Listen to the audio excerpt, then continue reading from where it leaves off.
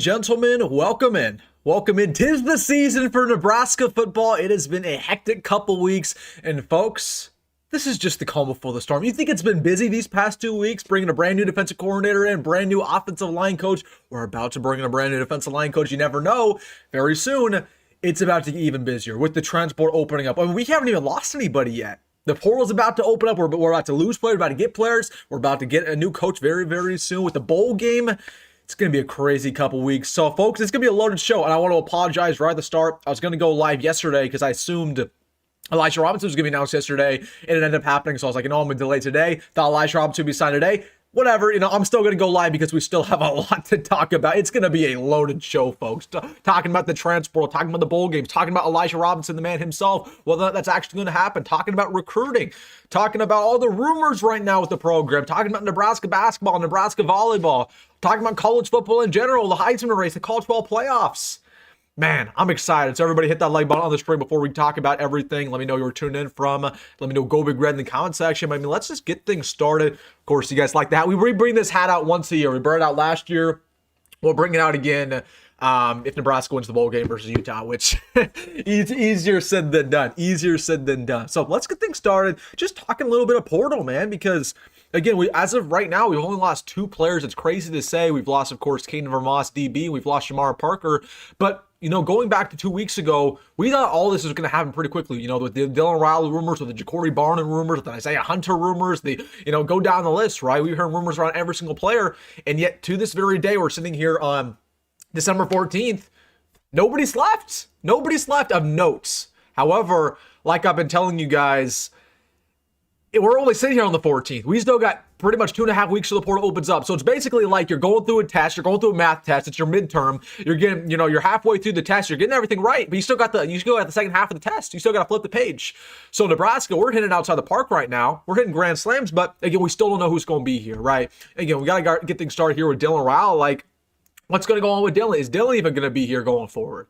Because we've talked about this, ad nauseum over these past couple weeks, over these past couple days, the rumors around Dylan Raiola, and people are getting mad at me at this point. They're like, Wilson, Dylan's just going to stay, why are we even talking about this? Well, the reason why we're talking about this is because the media hasn't propped up this story. The Raiola family has propped up this story. Okay, if there was no validity behind Dylan Raiola leaving, then Dylan Raiola would have came out and said that a long time ago. He would have said, I'm locked in.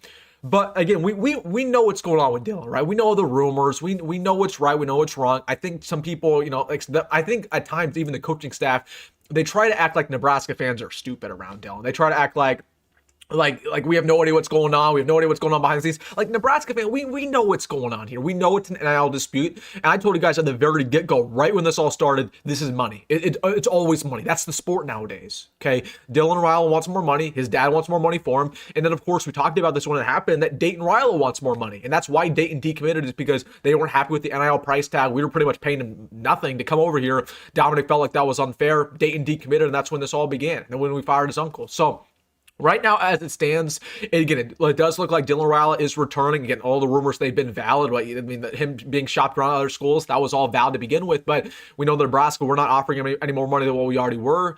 But these other schools aren't either. These other schools aren't offering him the price tag that he was looking for, the $5 million, which was, again, kind of what he was asking for. So that's what it looks like Dylan Raiola will return. Whether there's a quarterback battle remains to be seen. I don't expect a quarterback battle. And I told you guys earlier today in my video, we need a quarterback battle. We need one. And again, we have a million issues on this team. Granted, the offensive line is the number one issue. I'd say the defensive line is the number one issue. But then you go offensive line, second issue. Coaching staff, third issue.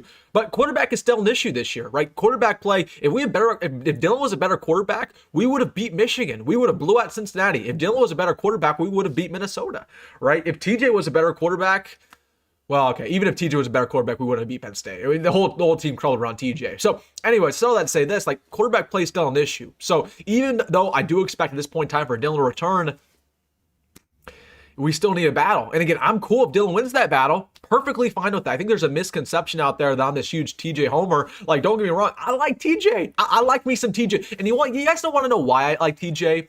You want to know why? It's because I've only seen TJ play in 3 ball games. I've only seen him play 3 times. One of those was the best quarterback performance we've seen all year. Those 2 other games weren't very good, but they were in the cold, they were in the snow. The whole team was crumbling around, and the coaching staff wasn't prepared. So I've only seen TJ 3 times. I've seen the highs with TJ. The highs were high. I've seen Dylan Raiola play over 20 times, and I know what Dylan is. Dylan's a cool quarterback. He's fine. I'd say he's above average. But is Dylan really, really great where it proves to everybody he's like that there shouldn't be no quarterback out going next year? Like, no. Okay, there's a lot of flaws with Dylan, and we're getting to the point in his career where at some point you have your flaws, you're not going to fix them, right? At some point, you're no longer a raw prospect, but you're the prospect that you are and you're going to become. And that's the conversation we have to have around Dylan. So that's what I'm asking for. And again, I'll start off with this. Again, we're talking about the portal, and we'll get the portal targets.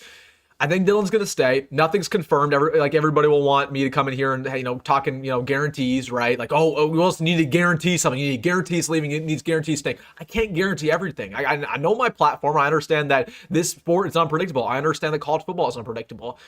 And I understand that if I say Dylan's coming back, the second I say that he's going to leave, that's how it works, right? That's how it works when you get a platform. But I do expect Dylan to come back at this point in time. And again, I don't know why nothing's been announced. And I also want to make this very clear. Like, he needs to announce something. Because right now, if he doesn't announce anything, it means he's gone, right? It means he's gone. Because you can't leak an article to CBS that you're thinking about entering the portal and then just not announce anything, right? If you're silent, it means the rumors are true. It means you're probably going to leave, more likely than not. So anyways, I still to this day don't know why we haven't received confirmation. I don't know what the holdup is. There really is no holdup. I mean, some people are speculating, well, maybe Dylan's waiting to see what TJ Lateef does in the bowl game. I mean, maybe, but again, why? If you're Dylan Raiola, why would you be scared of TJ Lateef? And I'm sure he is scared of TJ Lateef. I'm sure the entire family's scared of TJ because they don't want to battle. I think Dylan knows he's the better quarterback than TJ. He can think that. I'm not going to tell him otherwise, right? I want our quarterback to have confidence in himself, but again, as I've been kind of telling you guys, I don't know how much Dylan's rooting for TJ because Dylan wants to be handed the job next year. And if TJ plays at a certain level, Dylan's not going to be handed anything. Okay, and that's really, really problematic. We're going into the third year of career as your former 5-star when you've been the guy ever since you got here, and now your job might be up in the air, right? And half the fan base isn't really supporting you anymore, right? So again, we'll see on this Dylan situation. Again, I could not even tell you when we're going to get confirmation. I mean, we'll get confirmation by the 2nd of January when the portal opens up. We'll get confirmation by then because the portal's only opening up for about a week. So again, we're on Raiola watch per usual.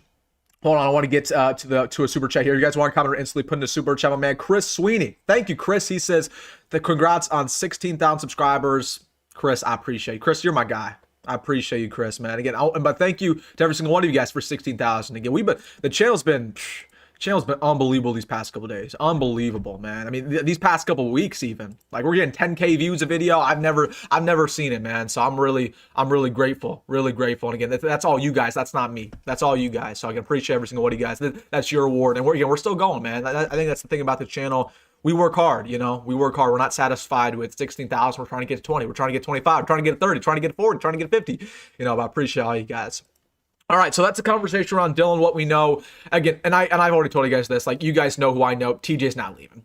I can guarantee. I don't want to guarantee much, man, but I can guarantee you this. Call me Ebenezer Scrooge if I'm wrong. Can guarantee you TJ Lateef ain't leaving, regardless of circumstances. TJ can go out there and put up 50 touchdowns against the Utah, and he'll stay. Or he go out there and throw 5 interceptions, and he'll still stay. Can guarantee you. Can guarantee you TJ's staying. Can guarantee you that. As for the rest of the quarterback room, again, we'll see. Running back room, yeah, again, Mekhi is interesting. I heard some rumors around Mekhi recently, and I don't know how valid they are. Again, to be honest with you guys, like, would you even mind if any of these running backs left? Like, we're losing Emmett. Like, Jamarion already left. Like, I wouldn't even, like, the only one I'd care about if he left would be Isaiah Mozee. I'm not gonna lie. If Isaiah Mozee left, I'd be kind of mad about that. But like, if Mekhi left, like, Mekhi's cool, but I don't really care. It is what it is, right? That's sport. Receiver play, again, we'll see about Jacory, right? There's some significant rumors with Jacory. Nothing's really changed there. And we'll get confirmation soon. Again, I'm sure at this point, I think we'll see players leave right after the bowl game. We'll know kind of going into that bowl trip because, right, I'd expect, again, probably the first day the portal opens up, people will leave. We're on Jacory. Nyziah probably is going to stay at this point. There were some rumors about Nyziah originally. It looks like Nyziah is staying. They're going to up his NIL deal. Let's see. Tight end room's cooked. We already know that. The tight end room, I don't know why nobody ever talks about the tight end room.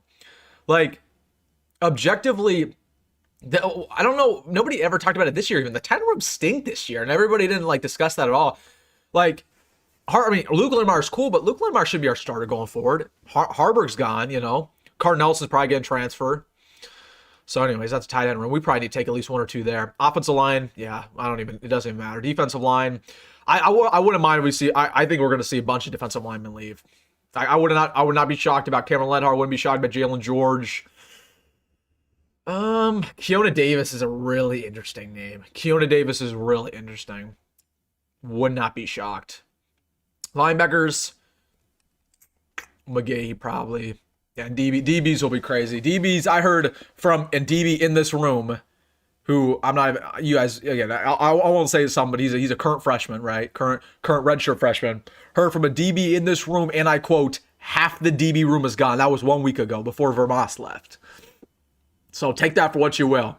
Take that for what you will. Current player on this team who does get some snaps, who said half the DB room was gone. Like, I don't know if he was referring to the seniors as well, but yeah, again, I expect a lot of these DBs to leave just because, like, simply put, why would any of these DBs stay? Like, Atzelham's a good coach, but Atzelham's didn't recruit any of these dudes. You know, John Butler's gone, and John Butler didn't recruit any of these dudes to begin with. All these guys were recruited by Evan Cooper's been gone for a long time. You know, and we're bringing in new DC. Like, I do expect a lot of mass exodus there in that DB room. So again, people were asking, okay, when's all that's going to happen? At this point, there's going to be two main times when people enter the portal. January 2nd, right, when it opens up, and then there's going to be, I think, about the week, once we start leaving for Vegas, you'll start to see a lot of people enter the portal. That'll be the people who don't end up playing the bowl game.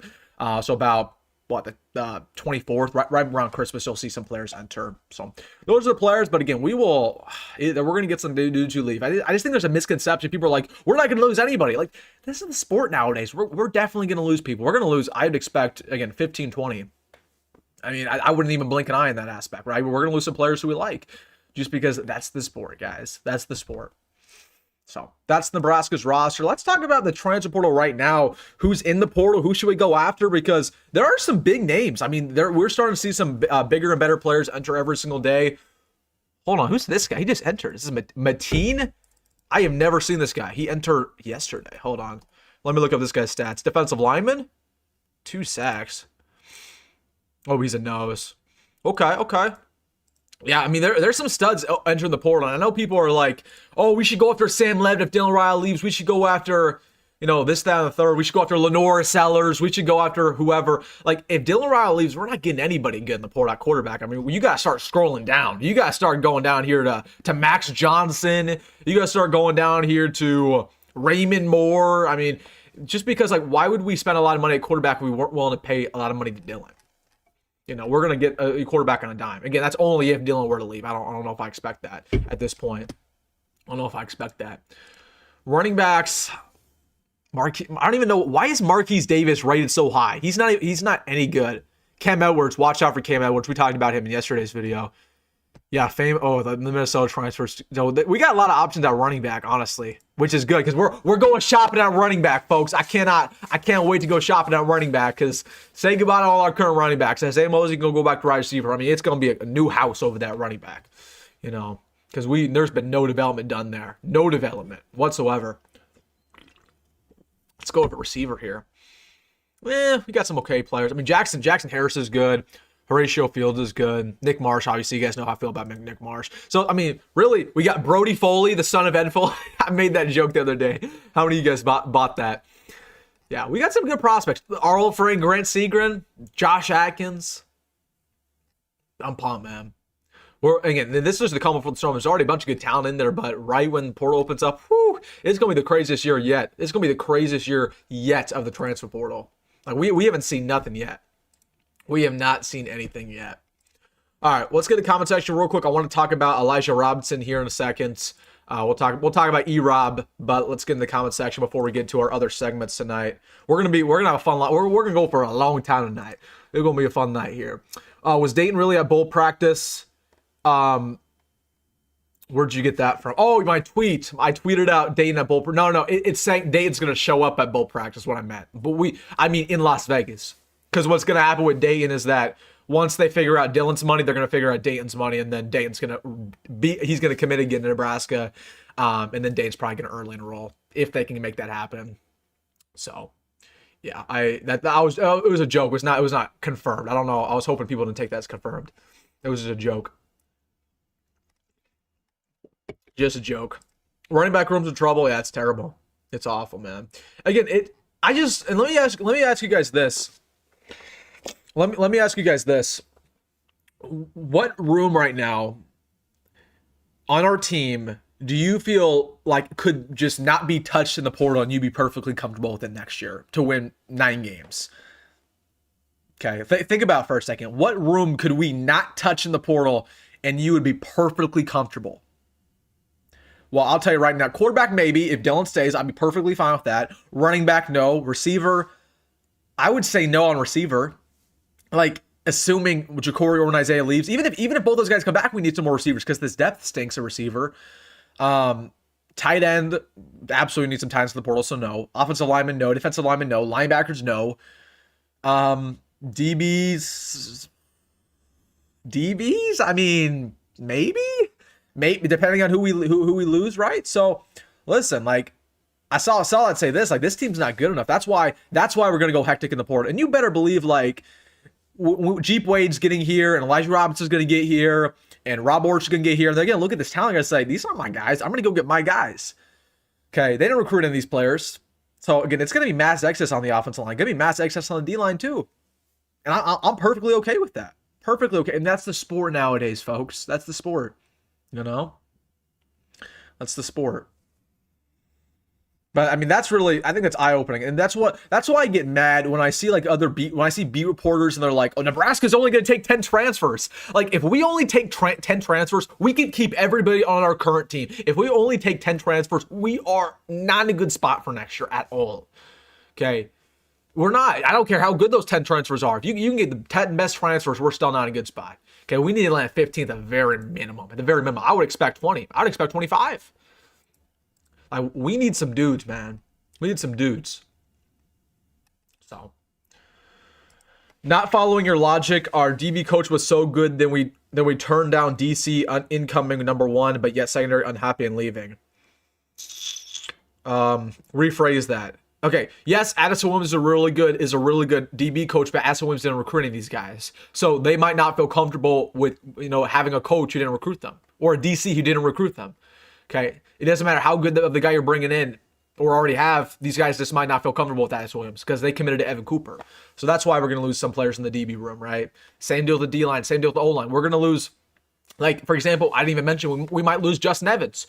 Why might we lose Justin Evans? Because he was not recruited by Jeep Wade. Even though Jeep Wade, I believe, is a heck of a offensive line coach, Justin Evans came here because of Donnie. Like it or not, right? Like it or not. Like it or not, man. Who are the early enrollees? Yeah, I believe.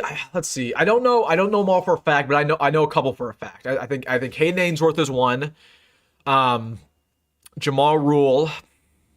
Dane was going to be one. We'll see if Dane comes back and signs. I don't know. Let's see. Danny will be one. Jace will be one. I want to say Rex might be one. And Luke, I think pretty much all of them are going to be. I don't think there's going to be a single one that's not. I think Larry Miles might be the only one that's not an early enrollee. So pretty much everybody early enrolls nowadays because you have to. You really have to. If you're not early enrolling, you're doing something wrong. Simply put. Wilson, give me some good news. I'm in deep depression. My Packers lost to the Broncos, and Parsons is injured. Hey man, at least you're a Packer fan, dude. Man, come on. Packers are a lot better than half those teams out there, man. I'm a Washington fan. I'm a Washington fan, dude. We can't even tank right. Anyone think it's funny the Oklahoma State DB transfer already committed to USC? Yeah, man. Yeah. Okay, but granted, here, Sam Showers. Granted, his situation was a little bit different. Because he was a maybe it was, but he was a JUCO. But he was a JUCO, and then went to Oklahoma State. Yeah, I don't know. He might have actually entered the portal, so he might have been okay. But yeah, that was weird because we wanted the Oklahoma State transfer bad, and then for whatever reason we just didn't he didn't visit.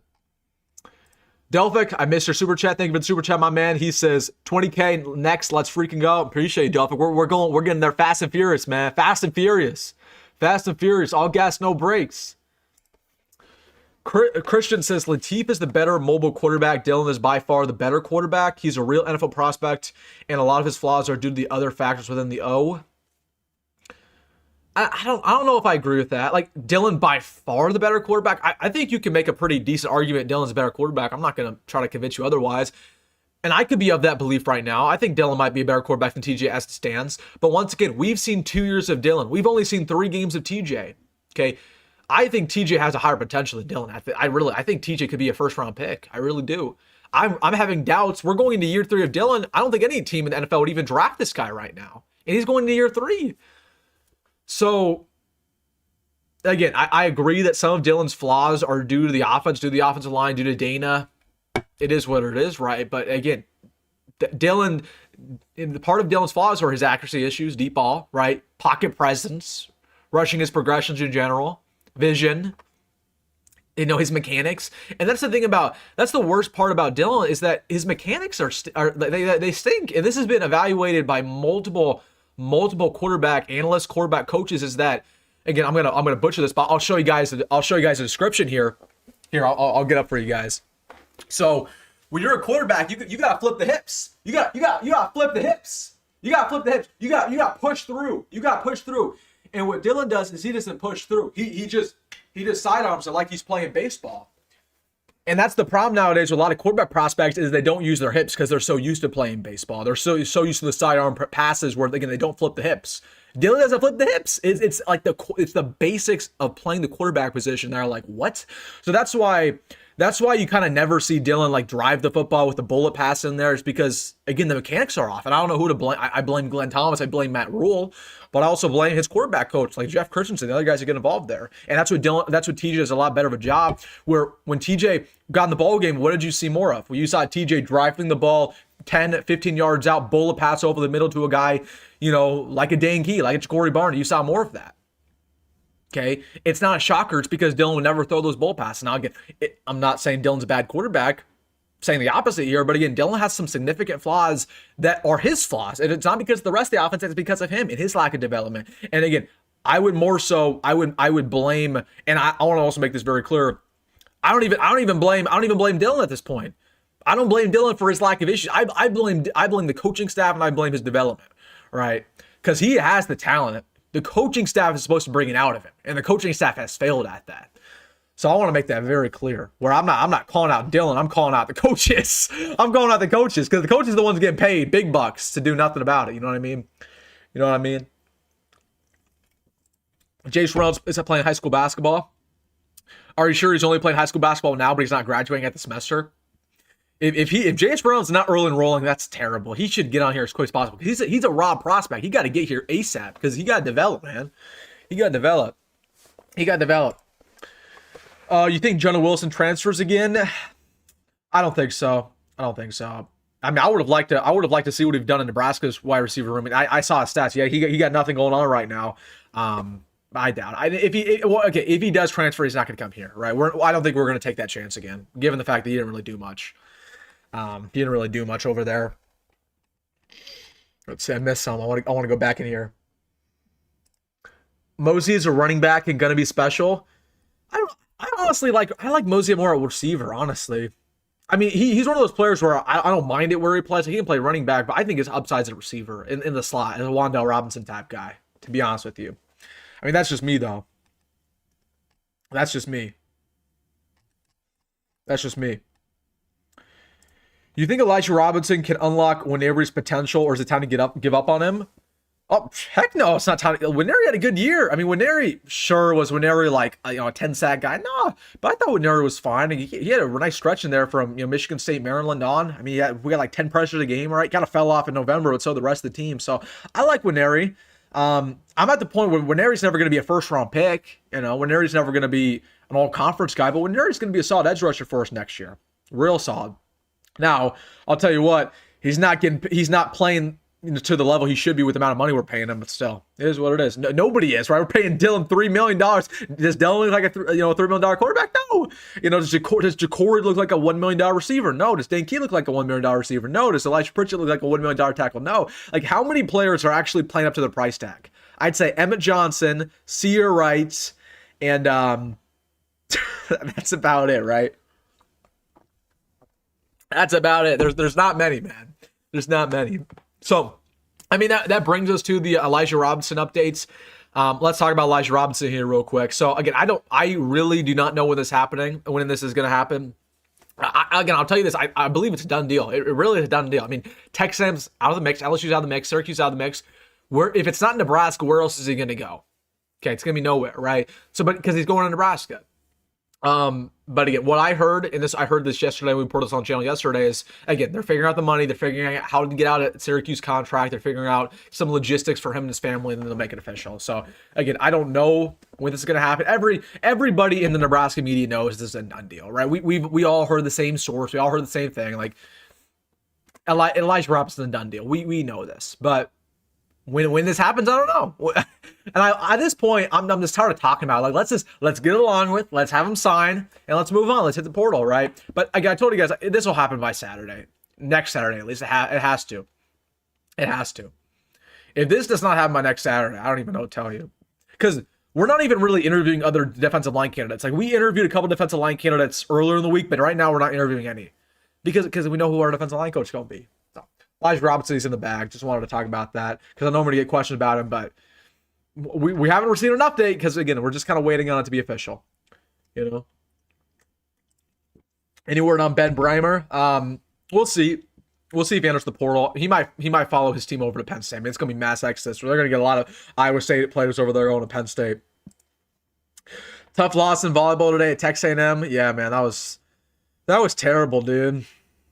That was terrible. And I jinxed the team, man. I told you guys, was it yesterday, that I thought we were going to sweep Texas A&M.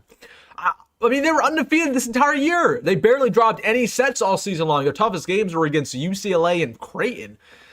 And Nebraska volleyball does what they always do. They choke in the tournament. I don't like Nebraska volleyball. I'll give them respect, dude. I mean, clearly doing a lot of things right, but I don't understand it. It's the same stuff every year. They get to the Natty, they get to the Final Four, Elite Eight, and they choke.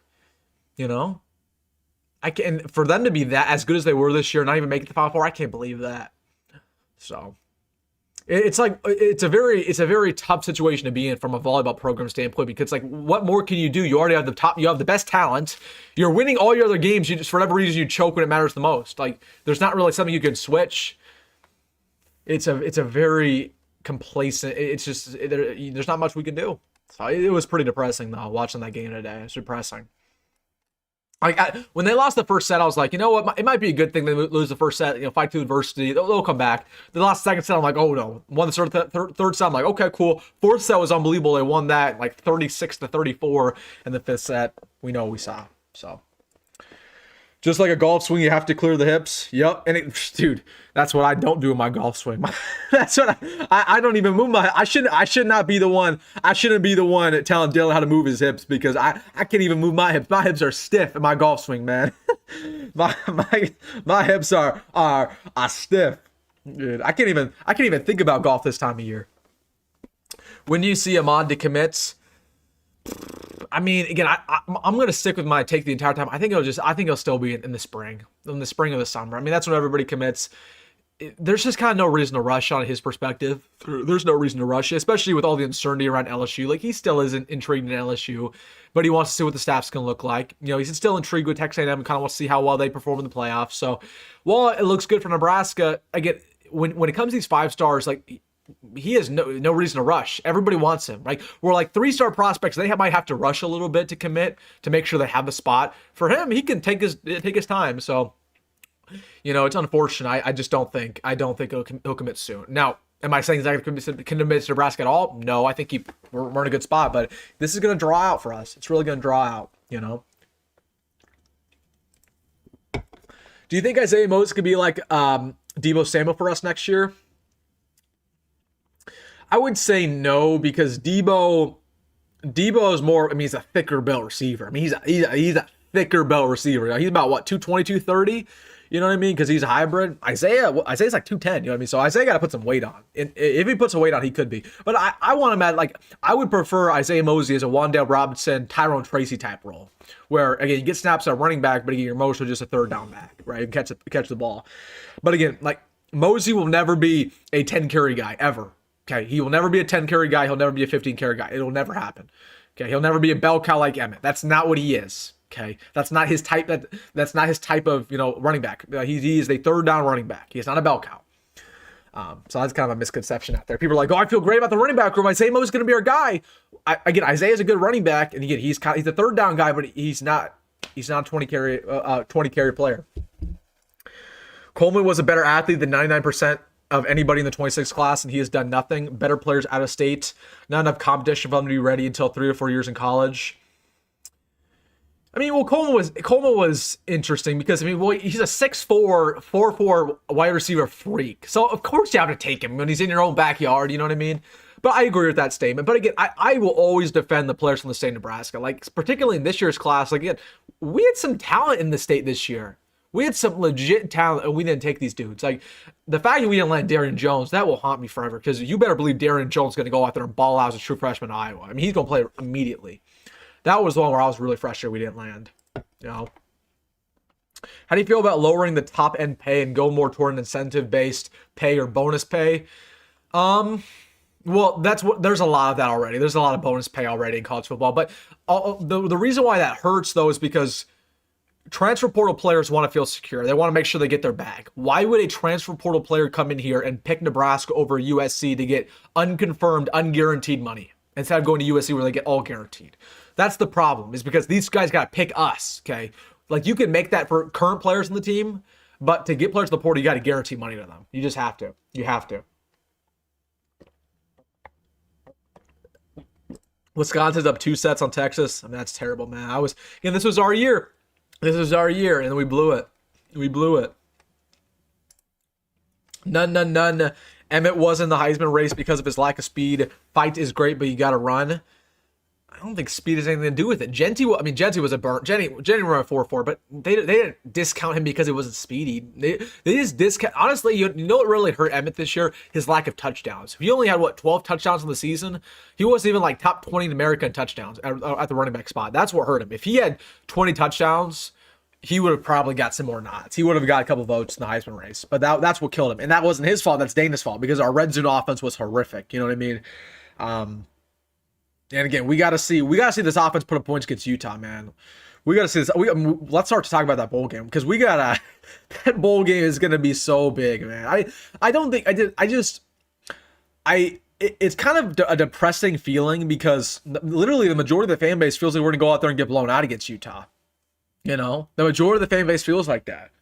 But again, this is an important bowl game. We can't lose. I don't think you guys understand how much it hurts the program if we lose versus Utah. It hurts us tremendously. Okay.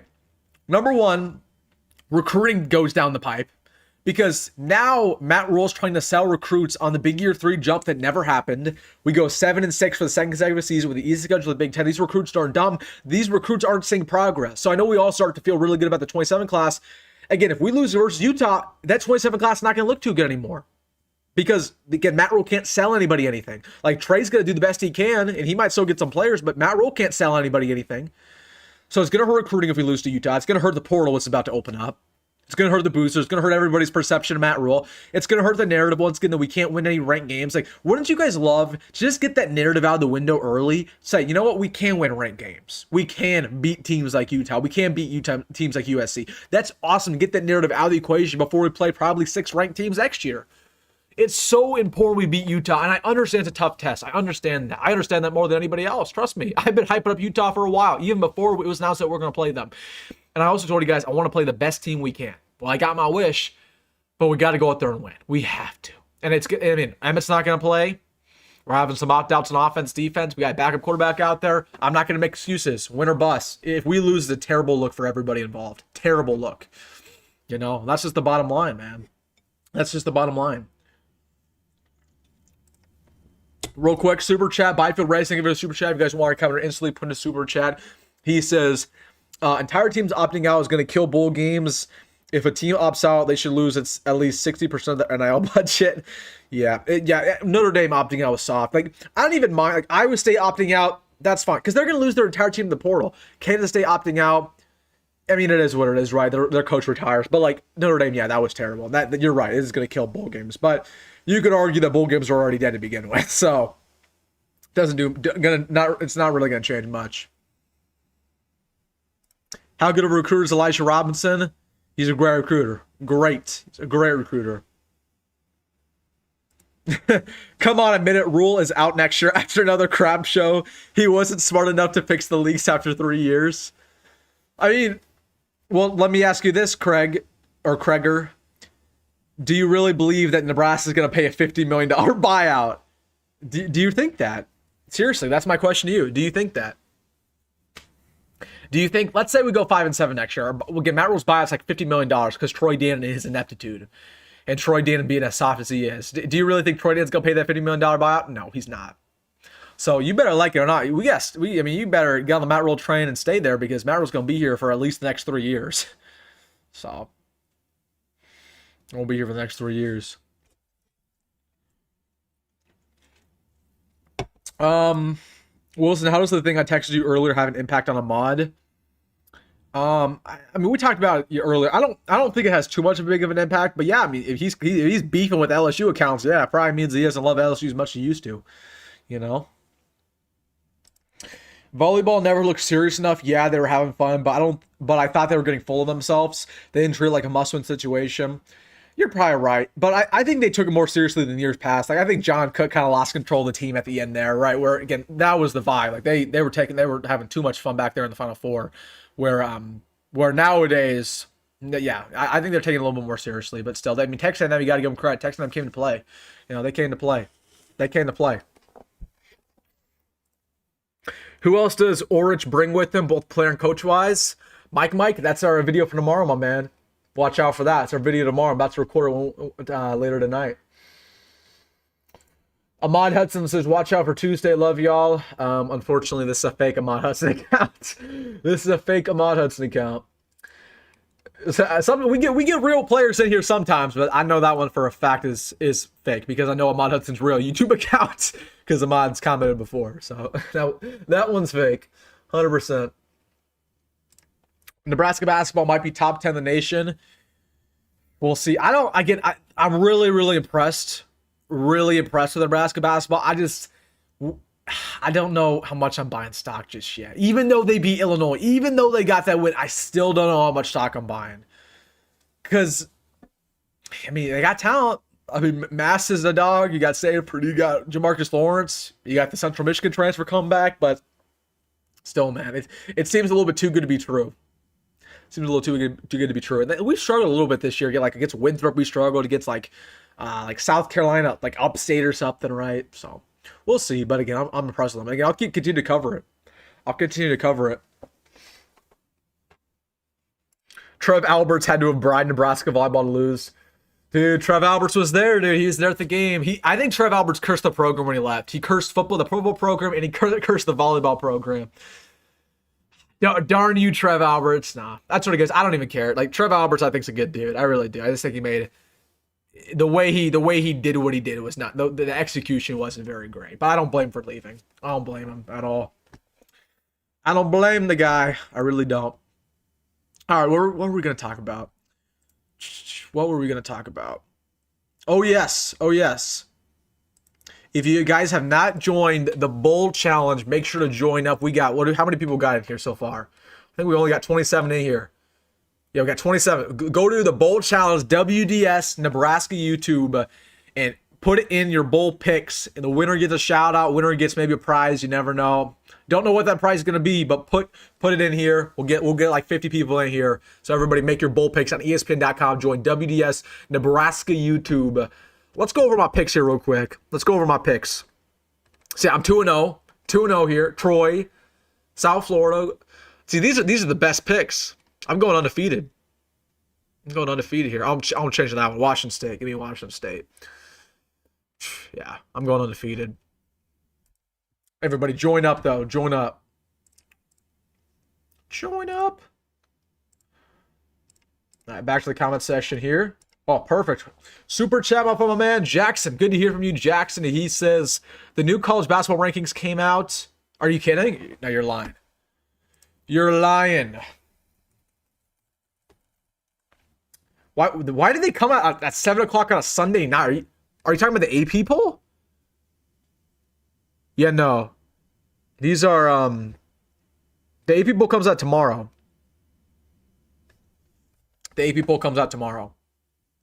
So, hold on. Somebody wanted me to link the ESPN Bowl Challenge. There you go. I put it in the comment section. That's the link for the ESPN Bowl Challenge. Or hold on, this might be it. This might be the link. There we go. Join up. That's not a shady link, by the way. That's the real link to the Bowl Challenge. Everybody join up. What are you looking at, Jackson? What are the polls? Are you looking at the coaches poll? Maybe the coaches poll. Because the AP poll comes out tomorrow. Okay. Yeah, I don't know what you're looking at. I'm not gonna lie. I don't know what poll you're looking at. Because the coaches poll and the AP poll, they both come out tomorrow.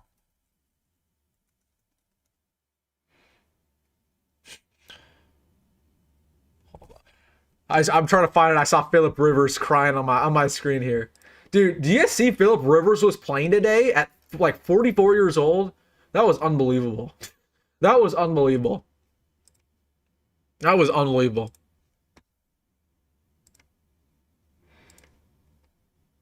A Fox Sports poll. Oh, Fox Sports. Okay. Okay, I was trying to find it. Yeah, the AP Bowl comes out tomorrow. You're tricking me.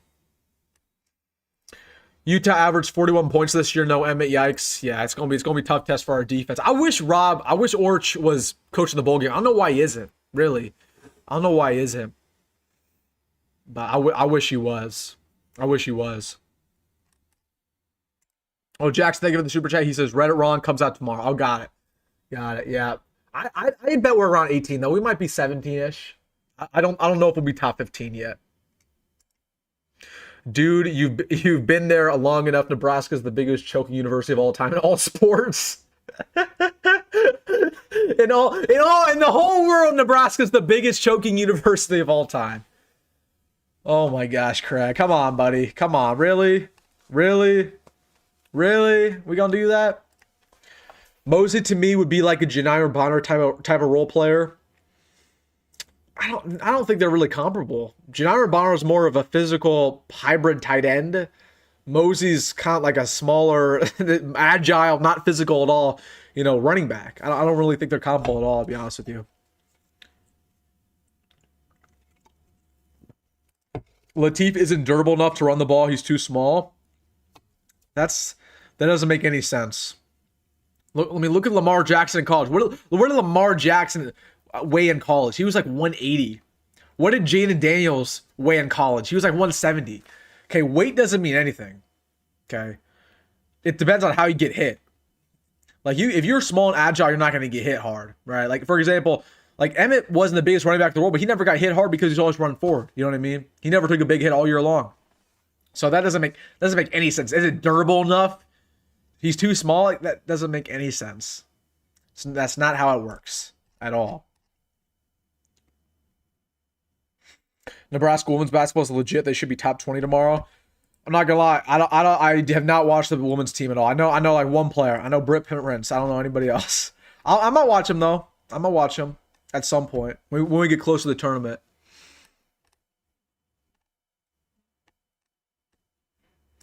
Is Elijah Pritchett staying with Jeep Wade coming in? Yeah, 100%. Well, where would he go? Where would Elijah Pritchett go?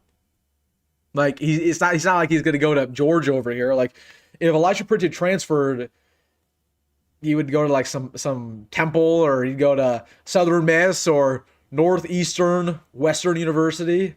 Yeah, Elijah Pritchett's staying, which is a good sign. Like I mean, I'm not a believer that Elijah Pritchett should be our starter next year. I think there should be a real battle. I think if Pritchett's starting, that's probably not a very good scenario. But I would love him to. I would love him to still be here because his potential's through the roof. I'm not giving up on him after 1 year. You know what I mean?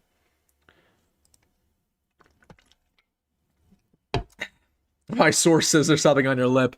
It's a pimple, my man. It's a pimple. It's a pimple. My source. Let's roll. I just realized the other day I can put voice comments.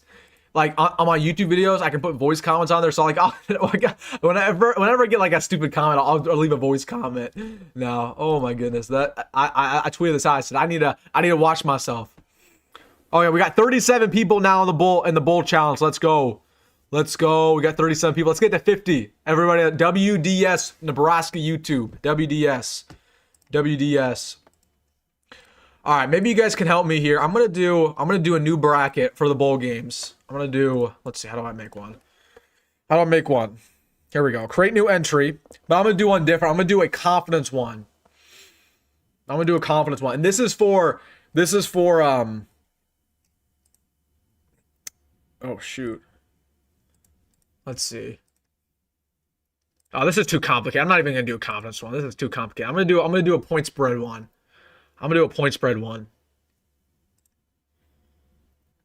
There we go. Point spread. Now this is really where it gets hard.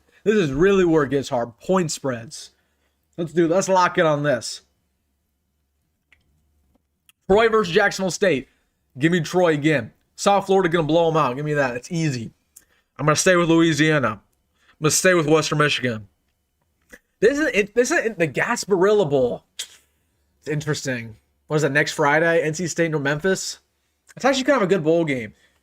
But Memphis lost their coach. Their coach probably isn't playing or isn't coaching the bowl game. I think they lost the quarterback too, did they not? NC State really fell short of the expectation. I still got to go with NC State. Memphis is tough. Let me give you NC State. Bama's actually favored against Oklahoma. Okay, I'm still picking Bama. That's like a pick'em spread. Give me Texas A&M. Ole Miss beat Tulane the first time by 30 points. So give me Ole Miss. Give me JMU to cover. Washington State, even though they lost their coach. Toledo. Give me Toledo outright against Louisville. Give me Toledo outright. Toledo. Maybe it's because I was watching Vince Carter's film, but Toledo, man, they got a good football team. I'm surprised they didn't win the MAC. Seriously. Western Michigan outright. Ohio outright. Dude, the Hawaii Bowl, that's going to be must-see TV. The Hawaii Bowl is going to be must-see TV. That is the best bowl game of the year. The Hawaii Bowl on Christmas Eve.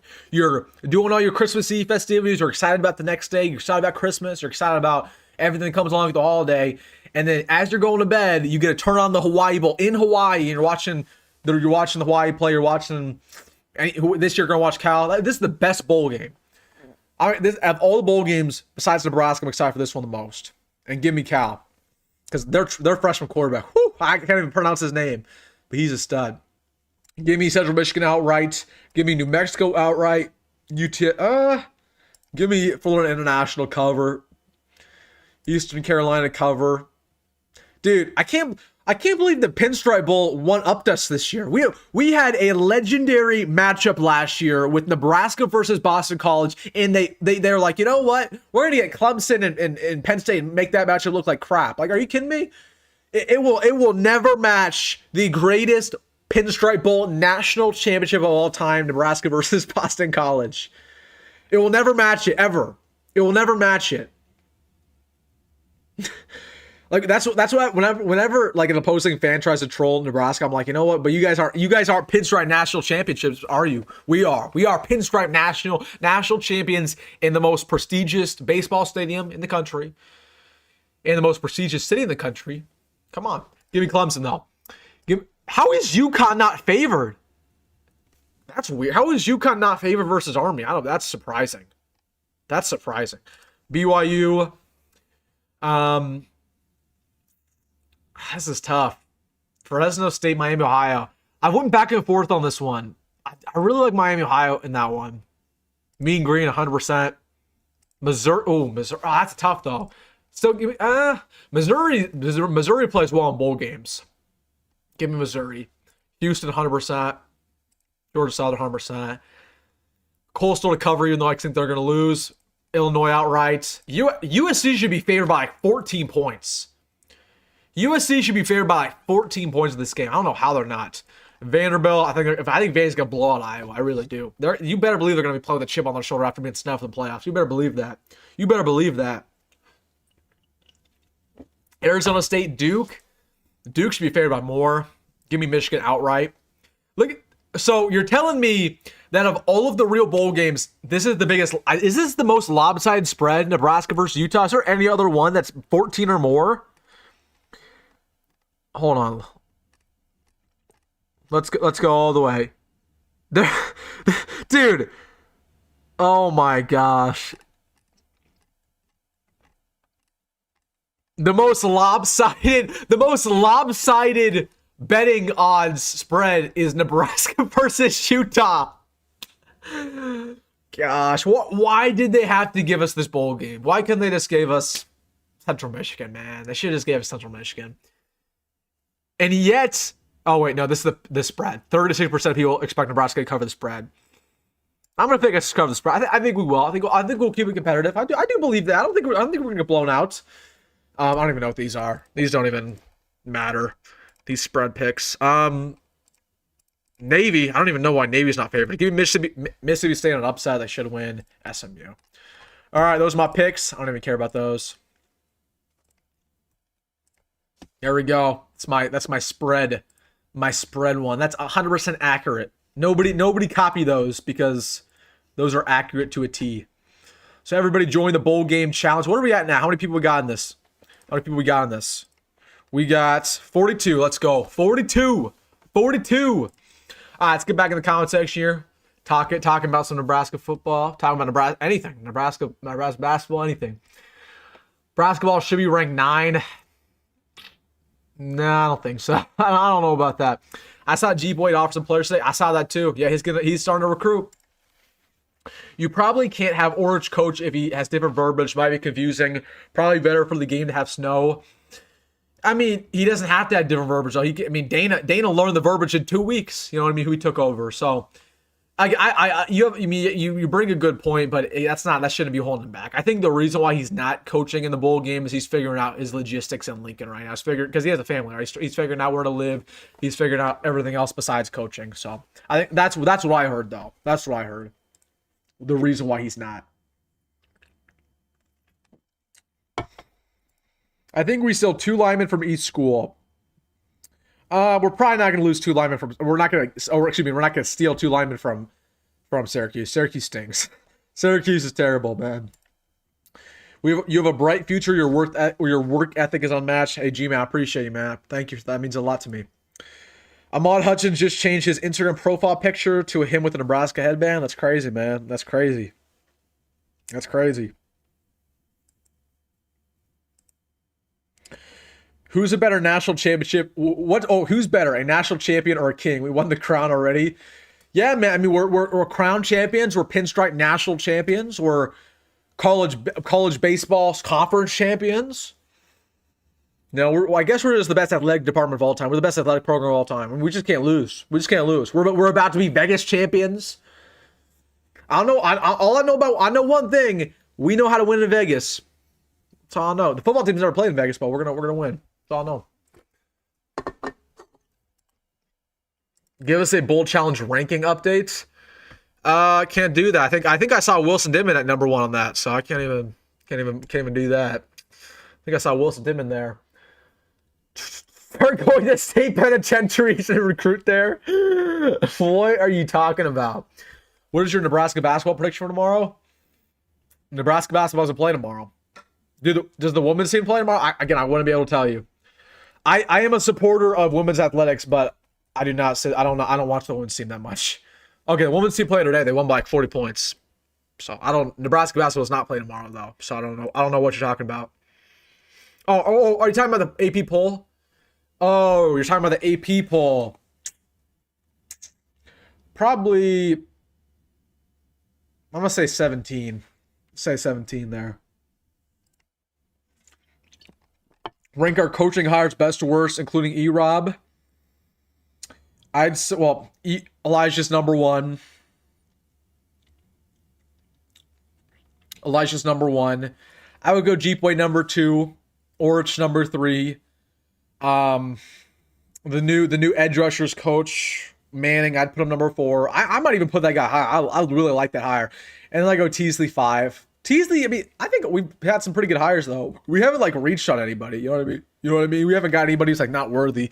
You could argue Orch is unworthy, but I mean the results speak for themselves, man. The results speak for themselves.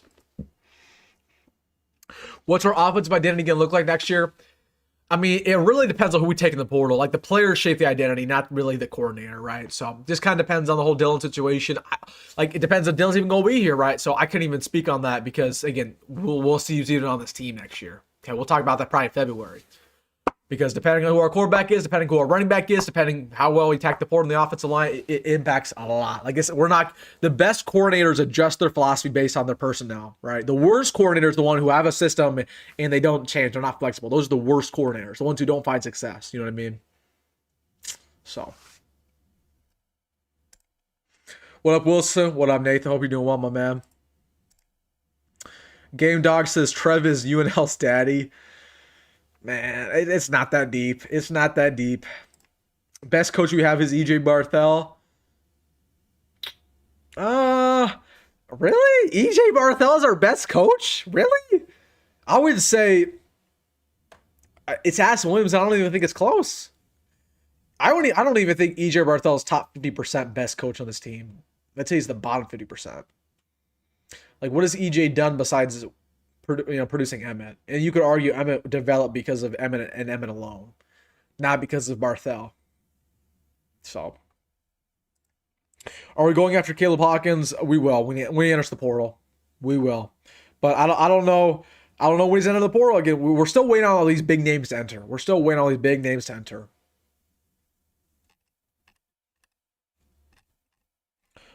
big names. Ahmad, 99% chance to commit to Nebraska. Goldberg Red first year with new head coach for volleyball will be fine. Basketball on the come up. Looking for another good year. Baseball, football is going to beat Utah. Devin, man, you're drinking the Kool-Aid, dog. That's how they get you. That's how they get you. Like, I'm not making excuses for Buzzboom with that being her first year, because the expectation at Nebraska volleyball is to win a natty every year. So she fell short. Like, not even making the Final Four. That's a really bad look. So I'm not gonna make excuses for Buzzboom. As for basketball, yeah, they're on the come up. Football gonna beat Utah. I don't know about that. I don't know. I love your optimism. I think it's definitely possible, though. There are only two outcomes for the new coaching hires. Either it's a big breakthrough we need, or blows up in our face in traditional Nebraska fashion. I mean, yeah, those are really the only two things that can happen. I don't disagree with that. By Phil Race, thank you for the super chat. More likely than not, they'll probably blow up on our face. Let's be real. But again, I don't like that we're sitting here and going into year 4 of Matt Rhule, and this is pretty much the third coaching staff we've had in our end. Like, this is our third different defensive coordinator, multiple different new positional coaches. Like, this is a brand new staff again. At some point, again, you got to blame the head coach. At some point, you have to. Okay. At some point, you got to blame Matt Rhule. And again, to the people who don't blame Matt Rhule, I just think some people are naive, you know? They just are. But that's the only thing. Like, at some point, when you're switching coaches every year, that's not a good sign. That's not a good thing, because you can't build continuity that way. Okay? And it's one thing for your coaches to leave because they're going and getting bigger and better jobs. It's another thing to fire your coaches. That means you're not doing something right. That means you're making pretty garbage hires. That falls on Matt Rhule. So how can I have confidence in Matt Rhule to fire coaches? Because that means he's probably just going to hire another garbage coach with Matt Rhule's track record, right? Like, at some point, kind of got to blame the head man. You know what I mean? Who's the best running back right now in the portal? I'm trying to think. I would argue it's CJ Baxter. Everybody has their different opinion. If you guys want to look at it here, I would argue it's CJ Baxter. Technically, the highest rated one is Marquise Davis, which I don't even understand why he's as high as he is. He didn't really do much for Missouri this year as a true freshman. Cam Edwards is a dog. Cam Edwards is probably top 3. And by the way, Nebraska's going to pursue him because he's EJ Barthel's product. Evan Dickens is good. Dylan Edwards is solid. But I would argue it's CJ Baxter, because CJ has his unmatched potential, even though he hasn't really produced too much this past year, at least. So, but I think if you're looking at production, it's probably Cam Edwards or Evan Dickens. So, again, and this is just the calm before the storm. We're about to see some really good running backs enter over these next couple of weeks. We're about to see some really good ones enter. You know, we're going to see some players enter on Monday, too. We're going to see some Cal players enter. Or not Cal players. We're going to see Washington players enter. I'm hoping Jonah Coleman enters. That's all I'm hoping. Or hoping somebody there. You watch Husker baseball? I mean, I watch them a little bit. You know what I mean? I'm not like a crazy big baseball guy. I mean, I definitely watch them, like, when we get into April, right? When we get into May, when we get into Big Ten tournaments. But like, I'm not sitting there watching, you know what I mean, like the February games where they're starting off, they're playing like in like Florida. You know what I mean? But I mean, they hopefully got a good squad this year, you know. And the thing about Nebraska baseball is they always fall short of expectations every year, and then they get hot around the Big Ten tournament. They win the Big Ten tournament, and then they blow it in the NCAA regionals. So I hope it's just more dominant this year. Like, we need to run away with the Big Ten title. We got to run away with it. And it's tougher now with USC, with Oregon, with UTLA. Like, we got some good teams in this conference now. Whereas in the past, I mean, there was nobody, right? It was us battling Indiana, Michigan every single year, and Iowa. My man Emerson says, if we do a blackout next year, what team should we do it against? Who do we play at home next year? I mean, it's probably going to be against a top tier school, right? I mean, let's look at our schedule next year. Let's look at our schedule. Don't. This is not a jump scare, guys. Let's just get familiar with our schedule here. Let's get familiar with it. So when we start talking about it more, we won't. This won't be too shocking to people. Oregon, Ohio State, Indiana, Illinois, Iowa, Washington too. We play Washington. It's the worst. That's gonna be so tough. Okay, I do think we will have a blackout next year because they want to make it yearly. I could see. That's tough. It probably shouldn't be against Ohio State or Indiana. I could see Washington. I don't know. The way that I think of it is, like, I don't really want a blackout for like a big time game. I'd rather wear our traditional uniforms for a big time game. I'd rather have a blackout for like a random game, so to make it memorable. You know what I mean? It's like, I would prefer Maryland. Dude, this schedule is so tough. And they haven't even released our schedule yet. They haven't released the official times that we're going to play yet. Because usually they announce around this time of year, like the second or third week of December, they announce like when we officially play, like, you know, who's our first Big Ten game, who's our second Big Ten game. Now it's just scrambled. So I don't know when they're going to announce that. Probably next week, sometime soon, I bet. Favorite stadium food at Memorial? I'm not going to lie, I don't really eat at Memorial. Like, I don't know. I'm never like hungry when I go. I'd say though, probably pizza, or no, probably the hot dog. I honestly just get the hot dog. Like, I don't really eat any other stuff. Like I'm not a big Runza guy. I don't really like the Runza that much. They got pizza. Pizza's okay, but probably the hot dogs. But again, I don't even like the red hot dogs, like the ones with all the dye in them. Those are really good. But I probably get like one a year, if that, you know. But they added a bunch of new food items this past year. They had lines out the door for stuff. I see people with like they're leaving their seat every couple minutes to try to get new food. It's like, oh my goodness. Okay. Does Raiola's name still have clout in the portal? Yeah, he does. He'll have a lot of clout. We'll get some guys who probably come here still because of it. Because again, he just knows people, right? The Raiola family is very well connected. You know what I mean? Very well connected. My man Big Red Breakdown saying, stop taking shots at Nebraska volleyball. My aunt's is the head coach there. I know that Big Red Breakdown. I know your aunt is Danny Buzzboom, but it doesn't change the fact that we come on, man. We Elite Eight, really. I mean, I'm not blaming Danny, but yeah, it was a disappointing end of the season, which again should have been a natty. It's natty or bust, and she fell short. That's the sport, man. But again, she did a good job this year. I'm not blaming her. Is that Coke good? Dude, the worst thing that happened to me when I got to college is I got addicted to Diet Coke. I don't drink coffee, I don't drink energy drinks, I just drink Diet Coke. And I got seriously addicted to it. I'm still addicted to it. So I gotta quit my diet soda. I don't really eat junk food like that. I don't really eat sweets like that. I drink diet soda. It's not good. It's not good for you. I would not recommend it. Because there's some bad stuff in there. Come on, Wilson. It's not Maddie's fault that he hired a 23-year-old wide receiver scrub coach. That was so questionable. Hiring Garrett McGuire, that was awful, dude. I think Ahmad commits before December 31st. I don't anticipate it. Why would he? What's the incentive for him to do that? What's the incentive? You know what I mean? Indiana putting BTA to us no matter what. I mean, we gotta see who they lend the portal, because again, it's gonna be a brand new Indiana team per usual. They're losing a lot, so we'll see. Mahomes went down. I saw that, dude. He tore his ACL. We had a lot of injuries today in the NFL. Tore his ACL. And the Chiefs missed the playoffs, which I'm cool with. I'm not a big Chiefs guy, I'm not gonna lie. Not a big Chiefs guy. Not a big Chiefs guy. Ooh.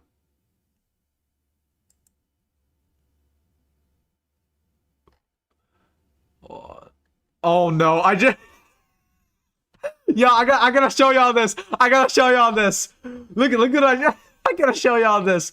So I was just scrolling, and Patrick Mahomes tore his ACL, and this one has 21,000 likes on Twitter. Dylan Raiola realizing he has to tear his ACL now. No.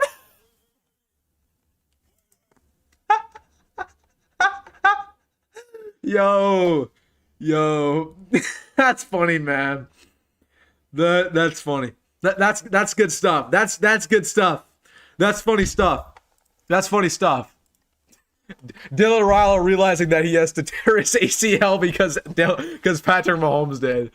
That's bad, bro. That's bad.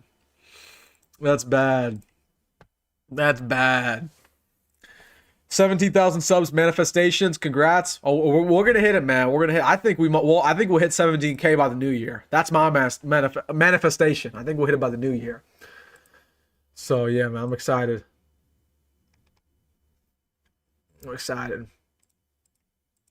Dude, that was funny. That was funny. You can't tell me otherwise. That wasn't funny.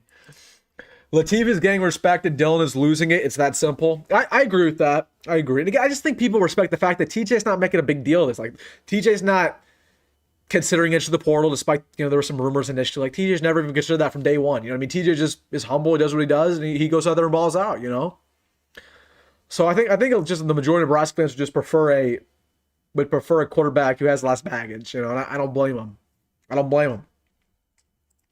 Is Matthew Rule in the hot seat next year? Yeah, I think we'll go 5-7 next year, probably. Okay, maybe not. I mean, it's that bad of a schedule, right? Like, if I told you right now that we're gonna go 5-7 next year, would you even blink an eye? Like, it's that tough a schedule. The hard thing about the schedule is that we can't drop a game that we shouldn't. Usually Nebraska drops games they shouldn't. Like, we lost to Minnesota this past year. Like, in order to win 6 games next year, we can't drop a single game that's easy. You know what I mean? Like, we play Oregon, Ohio State, Indiana, Illinois, Iowa. Let's just call those losses right now, okay? And let's call Washington a loss. Those are all 6 games. So you're telling me we have to win all of our non-cons, which should be easy enough, and we have to beat Michigan State with a brand new coach, Maryland, and Rutgers. You have to win those 3 games, and then, to even be bowl eligible, basically. And if you dropped any of those, you might not be bowl eligible. That's terrible. Like, I think 5-7, 6-6, it's going to be such a tough schedule. But again, we got to go all in. We got to go all in the portal. We got to go all in.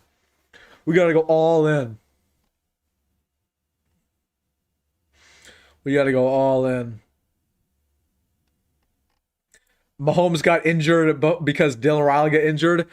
That's the conspiracy theory I like. I like that conspiracy theory. Dylan Raiola is not cosplaying Mahomes. Mahomes is cosplaying Dylan. That's what I like. Did you flunk your English final? Tony, get out of my chat here.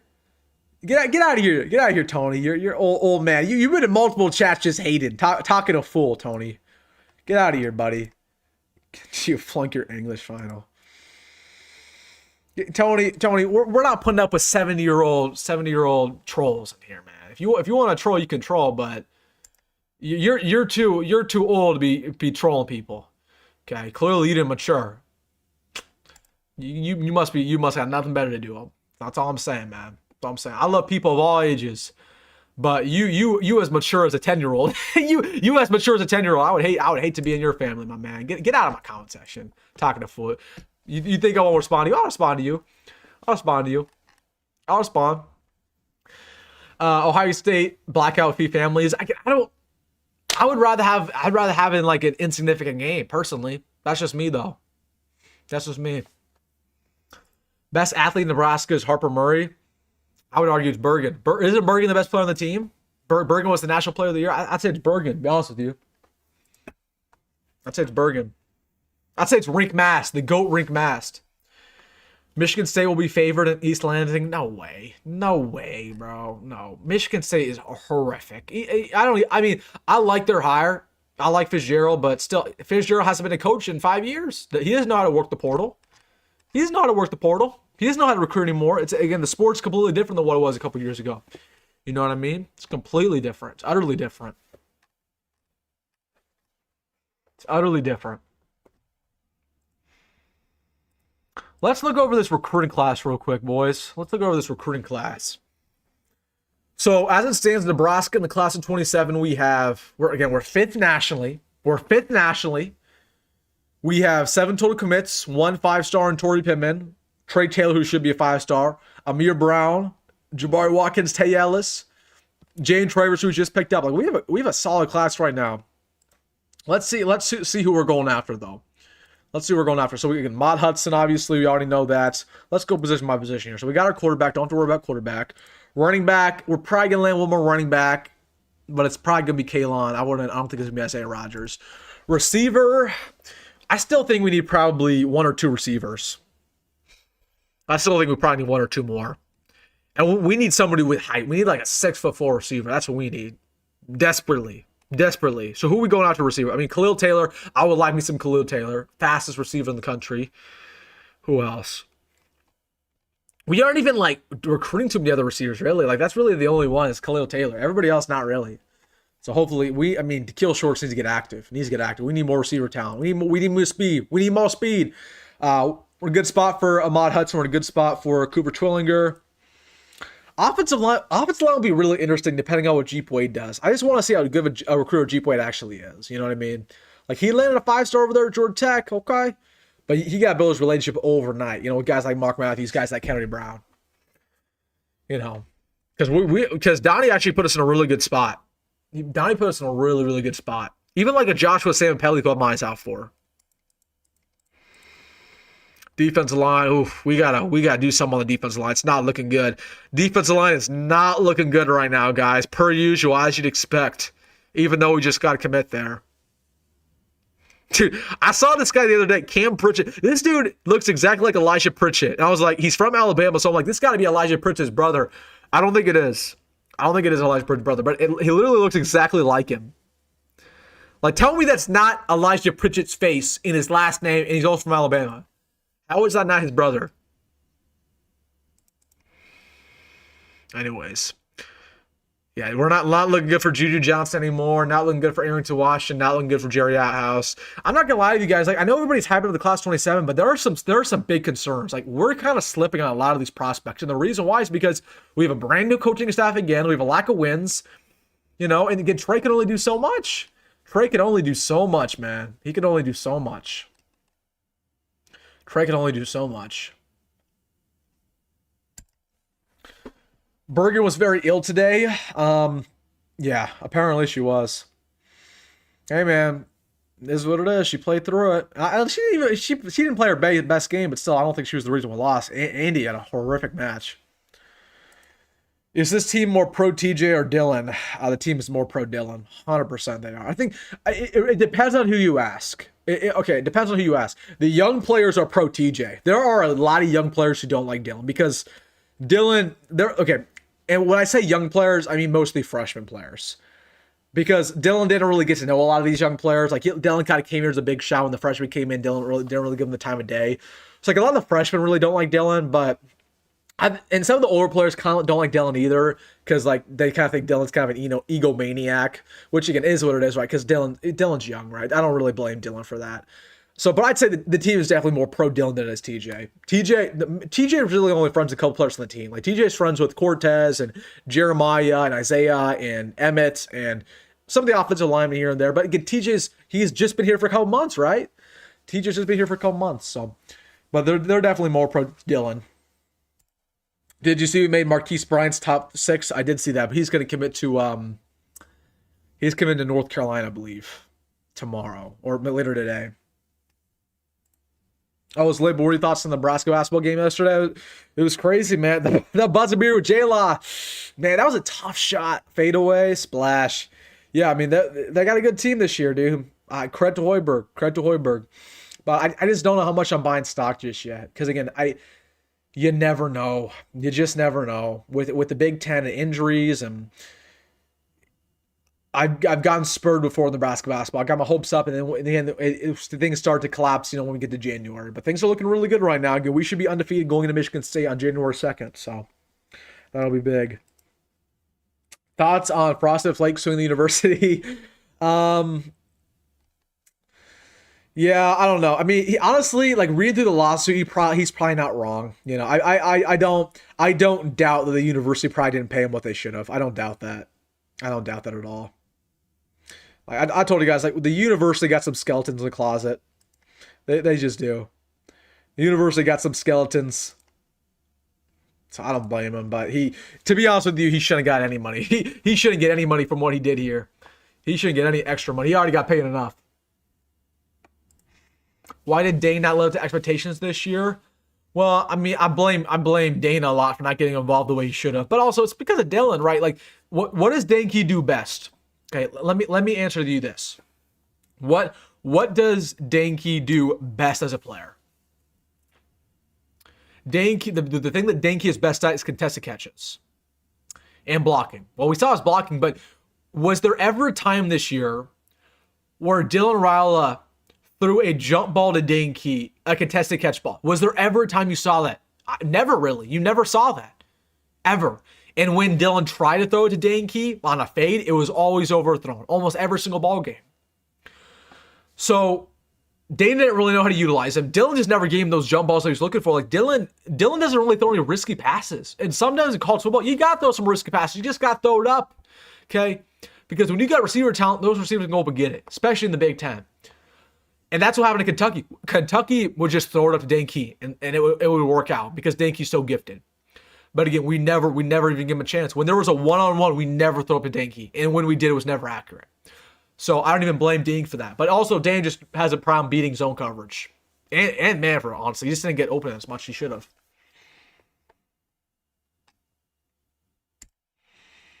Nebraska barely beat Michigan State at home this year. Who's running back one next year? Who's on the O-line? That's why we have the channel, man. That's why we're going to be talking about this all the next 2 months, the transfer portal, dude. That's why, man.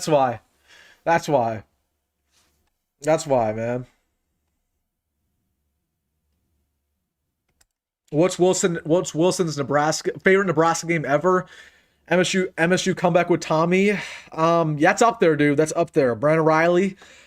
I would say, again, I'd say Northwestern 2013 it had to have been, because I was at that game with my grandpa, man. I was sitting there and up in East Stadium, dude. And when Jordan Westerkamp caught that, sheesh, it was unbelievable. So I'd say Northwestern is number one. Brandon Riley, Michigan State was up there. I'd say Michigan State with Jamal Turner walk-off, I believe that was 2012, was up there for me.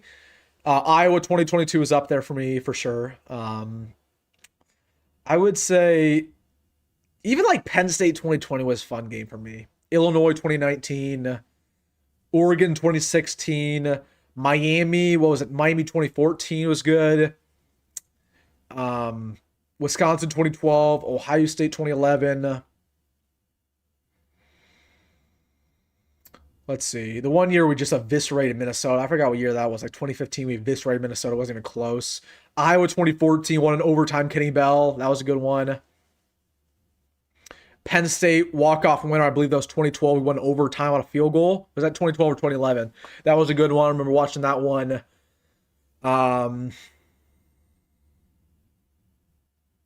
Let's see.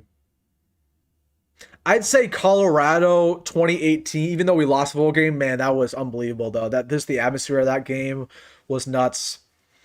I'd say Florida Atlantic, with the one where Jordan Westerkamp caught behind his body. That was a good one. My first ever Nebraska football game, I think it was Arkansas State. Oh, what was that? Oh, the first one I was ever at. I think it was either 2009, 2010. We played Arkansas State. It might have been 2011 even. So I got a bunch, man. I'm just going through them, dude. I'm just going through them. So even though I haven't seen any national championships, I've had fun. I've had fun being a Nebraska fan over my life, even though it hasn't been too fun objectively. Tommy was friends with very few guys, and a lot didn't like him. 100% had respect for him. Yeah, I mean that's valid. That's valid. But I think that's a problem nowadays with our football team, with most football team in general, is everybody needs to be friends with everybody. That's not what it works. That's not what should be the mindset. The mindset should be trying to find respect of everybody. You know what I mean? And I do think there are some players who don't respect Dylan, unfortunately. I just think that's the way it is. Favorite menu item at Runza? Dude, I'm not a big. I'm not like hitting up Runza ever, to be honest with you. Like I hit up Runza like once to every 2 years. I could not even tell you the last time I had Runza. I couldn't even tell you. I could not even tell you. Probably 2 or 3 years ago I had Runza. So I would say though, like just probably a burger and fries. Like the burgers are good. I'm not gonna lie. Like the burger fries are good. I don't like the Runza, like the actual Runza item. I mean it's okay, but it's not like something I like crave ever. You know what I mean? So. How can you say we're gonna go 5-7? I was just joking. I don't know. I can't accurately predict our schedule or our record next year because once again we don't know when we're playing these teams, and also again we don't know who's gonna be on the team. So I was just joking. Anyone from Michigan we can get? I don't know how many players are gonna enter the portal. To be honest with you, there might be a couple, but we'll see. Favorite restaurant in Omaha? We talked about this last live stream. What did I say last live? For this answer? I couldn't even remember. What did I say? For favorite restaurant in Omaha? I said five guys is up there. Dave's Hot Chicken, Alpine Inn, A+ Mongolian Grill, dude, Block 16, Spaghetti Works. Gosh, there's one Mexican place. I don't even know what it's called. It's good. Hog Wild. Is that Hog Wild the other day? It slapped. So we got some good. I don't know. We got some good stuff, but I'm not out here eating fine dining though. I'm not dropping like $40 on a meal. I'm just eating like fast food or I don't even want to make it sound like I eat fast food that much. I don't eat fast food that much, but I know what I'm talking about. when it comes to food. What's your favorite sport other than football? Honestly, it's probably golf. It's either basketball or golf, to be honest with you. But I really like golf. I like watching golf too. Like that's my hot take. I like watching the Masters. Like my favorite sports weekend is the Masters. It's just undefeated, dude. I'll watch the entire Masters week. It's special. It's magical. It's magical, dude. So I'd say golf. Basketball. It's probably basketball number 2, but I'd say golf number 3. And that's pretty much it. Like I like baseball. I've been watching a lot of MLB, trying to get into MLB. And I like college baseball too. So, but that's other than, like I don't watch hockey really. I don't watch tennis or anything else really besides that. Wrestling. A lot of people like wrestling. I don't like. I just can't get around wrestling. It's weird to me, dude. Watching dudes like with their like barely wearing stuff, wrestling each other, dude. I can't do it, man. I can't do it, man. I can't. In what world does Dane Raiola get money to play? Crazy talk, man. You ask Matt Rule. Matt Rule's gonna pay him up. Your grandpa cuts hair. He does not cut hair. He does not. Praying Terry Brain goes to Iowa. Hey man, what's your profile gonna be called now? You gotta change it up. You gotta do like fire somebody else. You know what I mean? You can't be fired Terry Brain. Mission's accomplished, my man. Jackson, thank you for the super chat for the $10. He says, one of my most scared moments I was when Amir had that amazing catch around 20 seconds left in the fourth versus McNeese State. Yeah, I remember that game. I remember I was listening to that one on the radio because I didn't have cable growing up, so I didn't watch any of the Big Ten Network games. Well, I think that game was on Big Ten Network, right? So I remember I was watching that one. I was listening to that one on the radio. I was like shooting hoops outside my house, and I remember listening to that call by Greg Sharp, and I was like, oh my gosh. So yeah, that was crazy. And at that point in time in my life, I didn't even know McNeese State was that bad. So I wasn't even like, I wasn't like nervous about that game, but that was a crazy play. Wilson, why is Nebraska missing out so many in-state kids? I mean, we've already kind of talked about it, right? Like we have a very poor connection inside the state, very poor connection. And again, like I've already told you all this story, but like again, I went to Millard South. I can tell you one time. I only saw Matt Rule in that high school one time. I saw Matt Rule in that high school one time. I saw Matt Rule with my own eyes.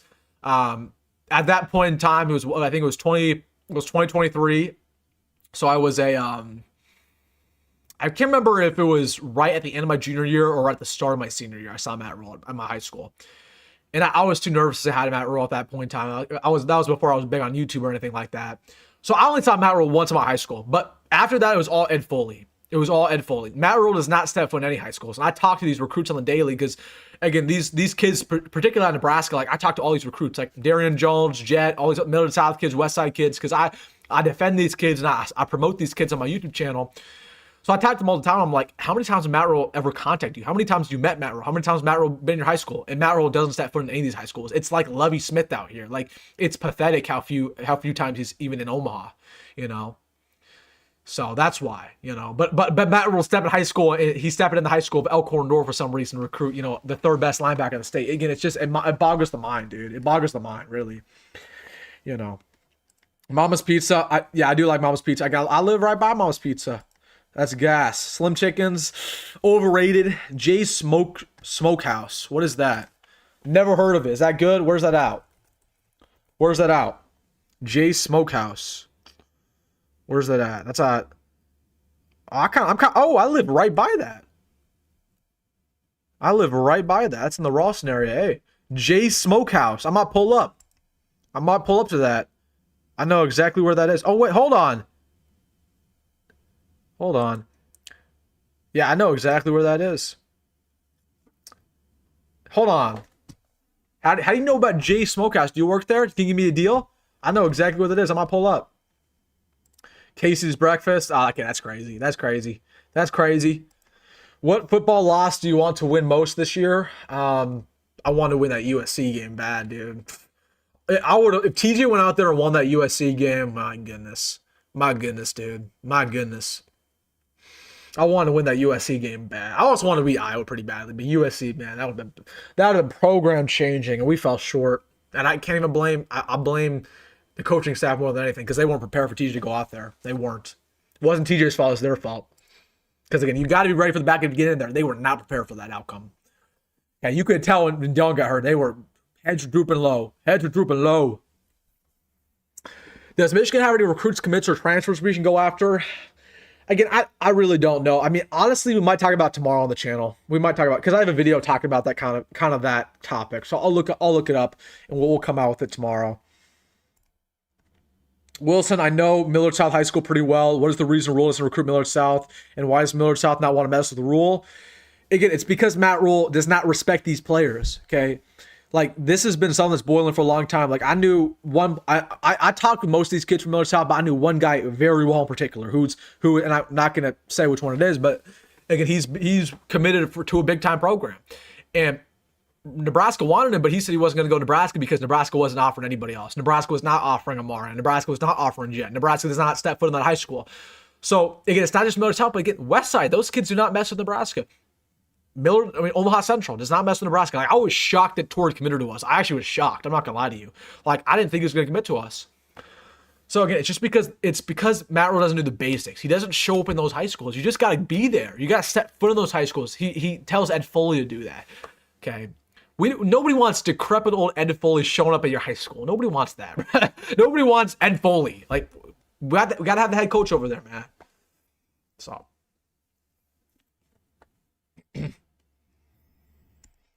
Best game was beating Miami for the national championship. Worst was losing Miami 93, man. Yeah, so you've been around the block a couple times, man. It's way before my time. But yeah, Miami 93, that was a heartbreaker. Or not 93, 83. Holy, 83, not 93. 93 was also a heartbreaker for different reasons. 93 was also a heartbreaker. 93 was also a heartbreaker. 83, yep. Matt Rule for mayor. Man.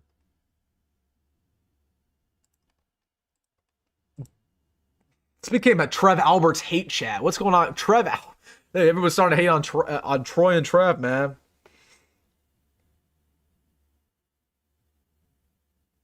Are there any good Syracuse players Elijah Robinson can bring with them? Again, we'll talk about tomorrow, but again, I don't really think there's any, really. There's not really any. I mean, Syracuse stinks, dude. They stink. Syracuse stinks. We need to hold Matt Rule to his own standards and rules. He's taught crap about in-state by saying he won't recruit them. Yeah, again, and that was, And I think that's actually a really good point. That's a really good point. Matt Rule is very disrespectful for the state. Like he said this multiple times, but he says, when we're recruiting the state of Nebraska, we're looking for players who we feel comfortable can beat Ohio State, who can beat Penn State, who can beat Michigan. And we're only going to take players who we think can do that. So you're telling me you don't think Darren Jones can beat Ohio State? You're telling me you don't think Jet Tamal can beat... Like, Jet Tamal is committed to Alabama. You're telling me an Alabama quarterback, you don't have confidence in him being at least competent, but you felt good about Dayton? Like, for Matt to say that, it means it's just dumb, man. It's just dumb. It's just dumb. It's just dumb. Somebody in my chat just said Ahmad Hutch committed to Nebraska. No, you're not fooling me. You're not fooling me. But yeah, going back to my comment, like going back to what we were just saying, like the fact that he believes that Jace Reynolds can beat Ohio State, but he thinks that all these other guys can't beat Ohio State, like you're lying to everybody's faces. Or you're just like, was there like a deal there to get Jace Reynolds to Nebraska? Like, I don't want to crap on Jace Reynolds. Like, he's a fine player, but you can't make the statement that you want to take quality over quantity and you take him over everybody else. That makes no sense. Makes no sense. Okay. Like, I'm not asking for Nebraska to go crazy and take every single player in the state with a pulse. That's what Scott Frost did. Okay. I just want a little bit in between. I want to take the best and the brightest. And I want to actually take the best and the brightest, not just saying we are going to. So what I would have liked Nebraska to do this year is to take Isaac Jensen, is to take Darren Jones, maybe take a Jamarion. I'm cool with not landing Jet. You should have at least offered Jet. By not offering the best quarterback coming to this state in 2 decades, that's crazy. So actually take the best and the brightest. Don't take a non-top 10 player and say, oh, but he can beat Ohio State. That's disrespectful. You're disrespecting the state, and everybody knows it. Everybody knows it, man. Everybody knows it. Like, we're not stupid. Appreciate that comment. It got me fired up, but I'll always defend the state of Nebraska and its talent. You got Tamala unoffered, but Dayton gets paid. Dude has literally no other 4 offers. Tamala never got offered. What do you mean unoffered? He never got offered in the first place. So... how many commits do you think will land next year's class? I think about 25. It'll be a huge class. It'll be a huge class. It'll be a huge class. What single decision has set Matt Rule back the most? There's a lot, dude. There's a lot. Are we really opening the files here? What decision has set him back the most? I mean, okay. I would argue the first decision that sets back the most was Casey Thompson. The second he got here, he pushed Casey Thompson away. He said, Casey, buddy, congrats on beating Iowa. Congrats on being a really good quarterback for Nebraska, but you can go now. We're not going to give you the starting quarterback job. You can stay, but you can be our backup. We're going to bring in future first-round pick Jeff Sims. That was the first awful decision Matt Rule made that screwed our first year. We could have honestly won 7 or 8 games if we kept Casey Thompson in year 1. So that screwed us. He completely mishandled Ramir Johnson's career. He mishandled Emmett Johnson's career as well. Like both the Johnsons, he mishandled both those guys. Like Emmett would have transferred away from the program if it weren't for Dana. Like I can say this. I can say this now because Emmett's gone. But and again, you guys know, like I made that video, and I don't know how many of you guys watched that video 1 year ago where I was talking about the Satterfield, Emmett situation. I want to watch my words because the staff directly asked me to take that video down, but Emmett did not like Satterfield. Emmett did not love Matt Rule, but Emmett came back because of Dana, because Matt Rule botched the entire Emmett situation. We would have not had our best player on the team this year if it weren't for Dana. So Matt Rule botched Jeff Sims, kind of botched Dylan's career a little bit, botched Emmett's, took a lot of questionable players in the portal, like Elijah Pritchett. We were too aggressive at some positions. We weren't aggressive in others. The game playing has been horrendous. There's just a lot, dude. There's a lot there. I think the Tennessee decision was terrible. Like, it's just a battle for the program to cancel Tennessee and blame because of the blame and say, oh, we're doing this as stadium renovations. And then you cancel the stadium renovation, right? So, I mean, there's just a lot that's under the bridge. And I don't want to, call out Matt Rule for that. Like, everybody makes mistakes, but, man, sheesh, dude. Nobody's perfect, but gosh, golly. Golly, man. Come on. Golly, Golly. There's a lot there. I mean, I'm sure I'm forgetting some stuff as well. I'm sure I'm forgetting a lot. There's just a lot. I mean, last year was a complete failure. I mean, the fact that we only won 6 games last year before Boston College, that was a complete failure. You know, complete utter failure. I think the Tony White situation was botched. Like we kind of honestly, like, we were the ones who kind of pushed Tony White out. Like, it was pretty well known for the entire season that Tony White was going to leave, and that's why I was telling you guys on the channel all of last year, like, to expect Tony White to leave, because that's the narrative right now. He's looking at other schools because Tony White and him kind of clashed because Matt was getting more involved with the defense, and Matt kind of pushed him out to promote John Butler, who was awful. That was a terrible decision, you know. The podcast will be infamous forever. So there's a lot there, you know. There's a lot, but more than anything, I think the in-state recruiting's been bad. The personnel decisions have been bad, but it's just the coaching mistakes. The coaching mistakes, the hirings, those have been the worst. And that's what's kind of hurt Matt Rhule a little bit, right? That's the reason why, well, I think his tenure's been decent, right? I don't think it's been anything special, you know, and that falls on the fact that we've had some incompetent coordinators for a long time here. You know what I mean? You know? Why don't we go after Western Nebraska, boys? Well, to be honest with you, there's not much talent in Western Nebraska, to be honest with you. There's not much. Are we still going to renovate the stadium? We pushed it back. I don't really think we ever will. I don't think we ever will. So, where are the majority of players from Nebraska that aren't on the team anymore? FCS D2. Again, I understand that point, and this is said by this guy too. He says, "Well, what about all the players who were from Nebraska who didn't work out?" You make a good point. Yes, the Nebraska players we've got in the past have not worked out, but let me ask you this: what big-time recruit in general has worked out in Nebraska? Okay. Fear of Brussels sprouts. You can crap all over Nebraska talent all you want. I'm not going to stop you. But what big-time recruit has came here as a 4-star and actually has worked out? Okay, feel free to answer. So that points at that doesn't point at the in-state talent being the problem. It points at our development being the problem. In newsflash, there's a lot of in-state talent that transfers out and is really good elsewhere. For example, tight end over there, Texas A&M, now in the College World Playoffs, Borkature. What's he doing? He's winning, right? Grant Segrin immediately leaves and becomes one of the best tackles in the country at Oklahoma State. Now he's back in the portal. He's going to go to a big-time program. Okay? So there are great examples of it. Daniel Kaelin is going to be the starting quarterback next year at Virginia. Xavier Watts was at Notre Dame last year and balled out, and now he's in the NFL as a starter at the Falcons. Okay? So there are a million examples of really good Nebraska players who go elsewhere and succeed. The problem isn't the talent. The problem is their development. That is always the problem. And you can bring up Davon Hall, Isaiah Morris. You're not wrong. Those guys aren't doing much, but those we shouldn't have took those guys in the first place because of off-the-field issues. They had off-the-field issues, you know? So, again, it's a very... I understand where you're coming from, but you're blaming the wrong source. That's what it is. And again, you'll learn soon enough, right? You'll learn soon enough. You'll learn soon enough. It's the same deal. It's the same deal with the basketball recruits too, man. We got some good basketball recruits from Nebraska who don't end up coming here. You know, they go elsewhere, and they ball, and they ball, and they ball.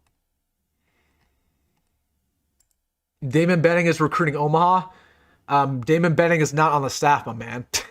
Damon Benning is a color commentator. Is he still coaching at Westside? So he's not recruiting because he's not on the staff. Favorite course in Omaha? Low key. Let's see. I haven't golfed in I've golfed in fall breaks. I haven't golfed in 2 months. I gotta rethink. Stone Creek's a good one. I live close to Johnny Goodman, Terra Hills. Those are kind of my home courses. So I grew up on those. I played Johnny a lot. I worked at Johnny this past summer. I met so many subscribers working at a golf course. I just worked there to get free golf. I'm not gonna lie. I worked there to get free golf. So I'm proud of that. I like Elmwood. I like all the public courses, to be honest with you, because they're cheap too. I played Tiburon once, liked it. What's the one? There's another one in Gretna I'm thinking of. What's the one in Gretna? Gosh, it's been a while, dude. It's been a while. There's another one in La Vista. It's been a while, man. I'm trying to think of all these ones. I'm retired from golf, though. I'm retired, dude. I'm retired. I'm seriously retired. I stink. Every time I make progress in my golf game, I just go back to crap. I can't move my hips very well. I got to shift the hips. You know. I got a lot better this year though. I used to be incompetent. Now I can shoot. I can shoot in the hundreds. I can shoot. I broke 100 once this summer, or I think I broke it twice. So I'm around the hundred pretty much every single time.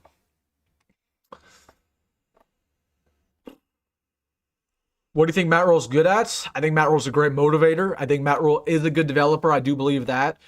I think Matt Rhule is a good politician, a good spokesperson for the program. I think Matt Rhule, I think he's just a really good average coach. He's not a bad coach by any means, but he's a pretty good average coach. You can do a lot better, do a lot worse. So. And I like Matt because at least he doesn't have like skeletons in his closet. He doesn't really have any accusations against him like some former coaches elsewhere even.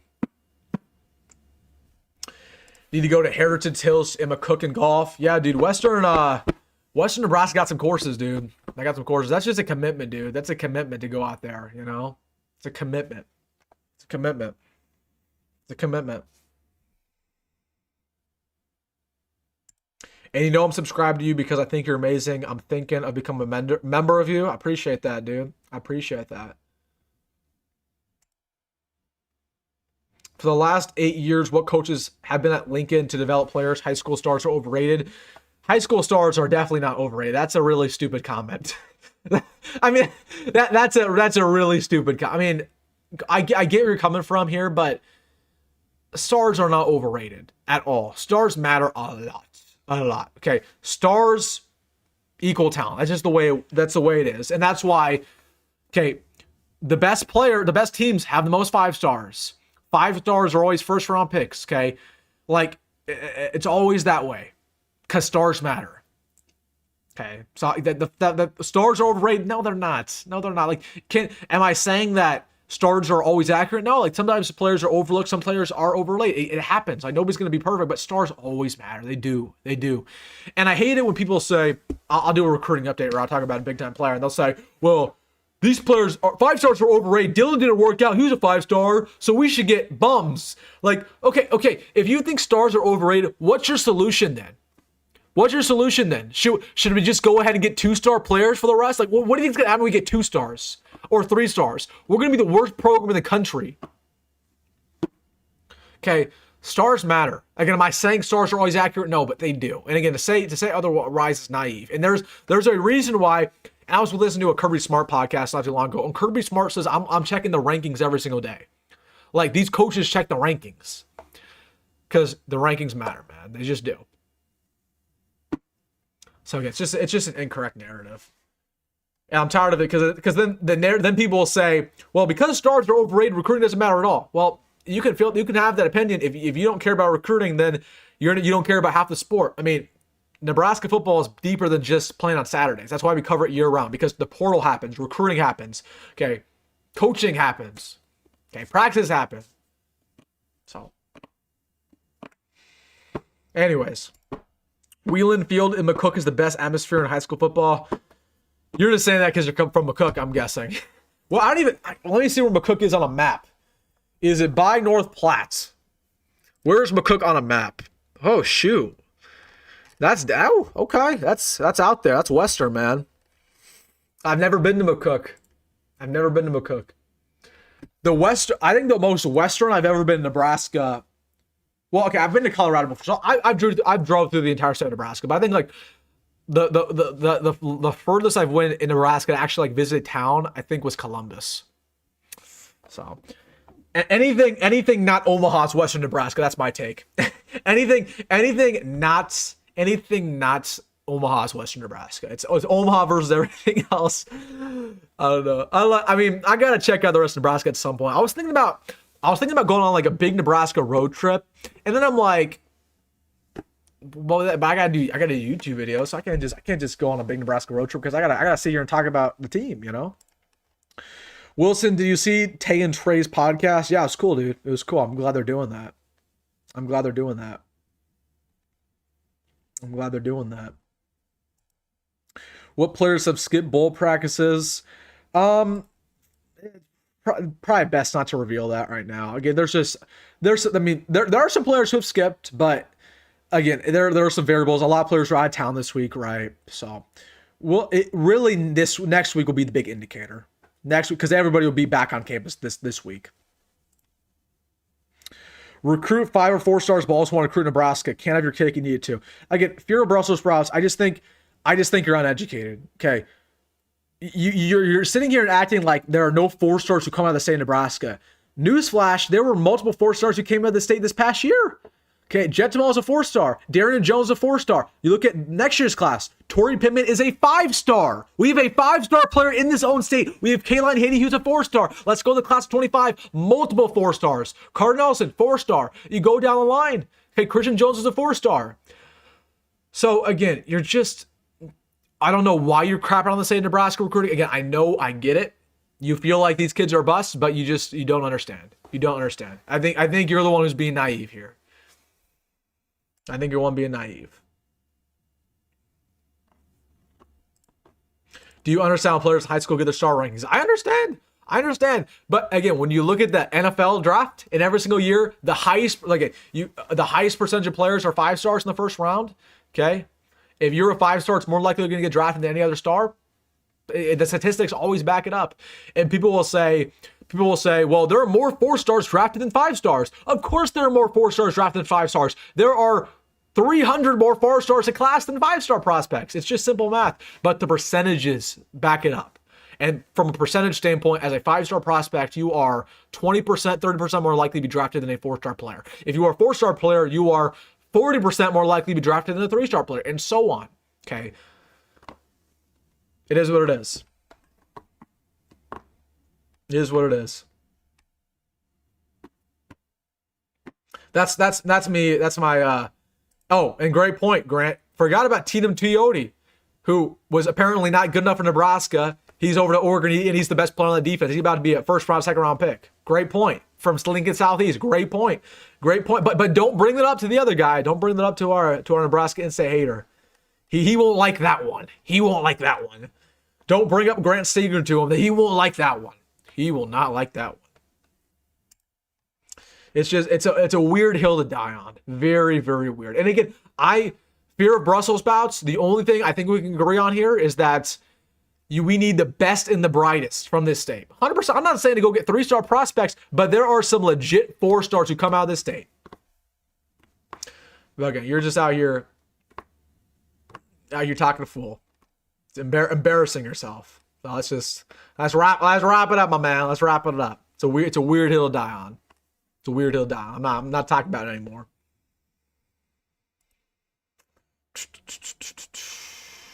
Down goes Texas. Did Texas lose?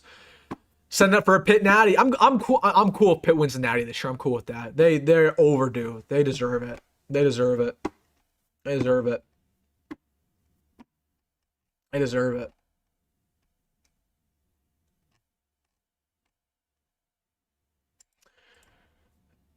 Have you seen the video of the bouncer Ruski? Yeah, I've seen that. They banned that play, didn't they? I've seen that. I grew up on that video. Was it not called the bounce? It was called something different. Not the bouncer Ruski. It was called the fumble Ruski. It was called the bouncer Ruski. I thought that was wrong. It was called the fumble Ruski. Fumble Ruski. By the way, Leighton Burbach is not a loss for Nebraska recruiting. I don't doubt that. I just think, I'm not saying we should have got him, but he's very athletic. Very athletic. But again, I think he's another example of a really good prospect who wasn't in the state. I think, and here's one thing I'll say about Nebraska. This will be the final thing I say about Nebraska in-state recruiting. This will be the final thing I say. And this is something we all should be able to agree on, including you, fear of Brussels sprouts. Nebraska in-state recruiting is getting better by the year. Okay, the talent is getting better by the year. Again, this is objectively the best in-state class we've had in a very long time. It's getting better every single year. Okay, and actually per capita, from a star standpoint, per capita, I think Nebraska's like top 5 in the country for stars per capita. It's crazy because we don't really have too many, people in the state, and yet we produce a lot of talent per capita. So objectively, the talent is getting better in the state. That's what we can all agree on. So again, we need the best in the bride from the state. I think we all can agree on that. I'm not saying they'll go get some 3-star bums. I'm not saying that. I'm just saying, like, we should have landed Darian Jones. I'm saying we should have landed Marlon Jackson. I'm saying we should have landed Isaac Jensen. I'm saying we should have at least offered Jet. That's what I'm saying. I'll back that up. How much better is Jet than Dane? It's 9 day, dude. Jet threw for like 5,000 yards this year. He made some tough throws too. It's pretty 9 day. It's pretty 9 day. I don't even think it's close. Even though Dane's not terrible, but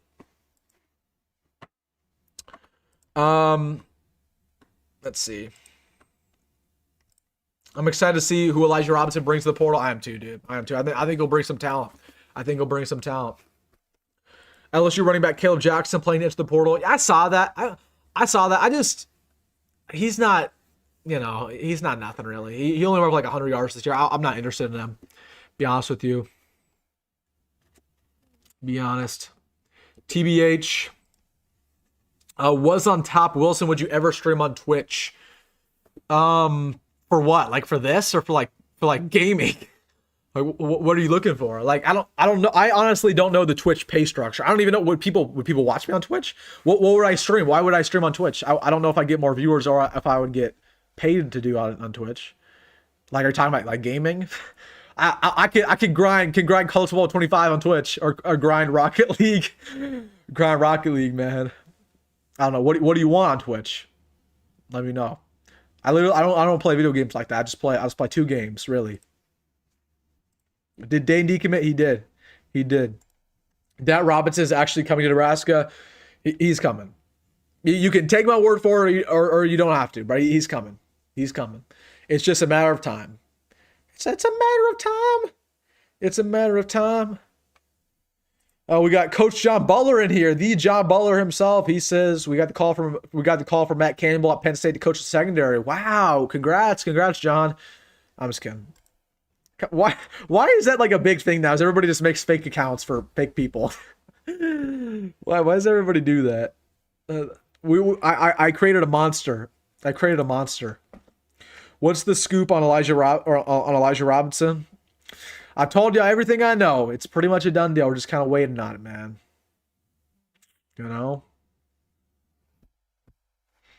Play Rocket League. Yeah. I'm trash. Well, I'm not trash. I'm a diamond in Rocket League. I'm actually tough at Rocket League. I'm tough. The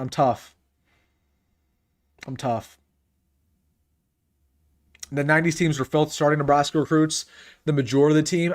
It wasn't the majority of the team, but I mean, yeah, there were. I think that's a misconception, though. I think people say, well, Tom Osborne never got big recruits in the 90s. That's definitely not the case. Like, T.O. got some dudes. Like, sure, do we get some, underwhelming prospects on the line? Sure we did. But what T.O. also did was T.O. kind of, I shouldn't say broke the rules, but he bended the rules to get partial qualifiers. And at that point, there were unlimited scholarships, or there weren't as many scholarship rules. So he just stacked the team with talent. So you could take a bunch of random in-state Nebraska players because there weren't any cons of doing such. You know what I mean? But I think sometimes there's a misconception that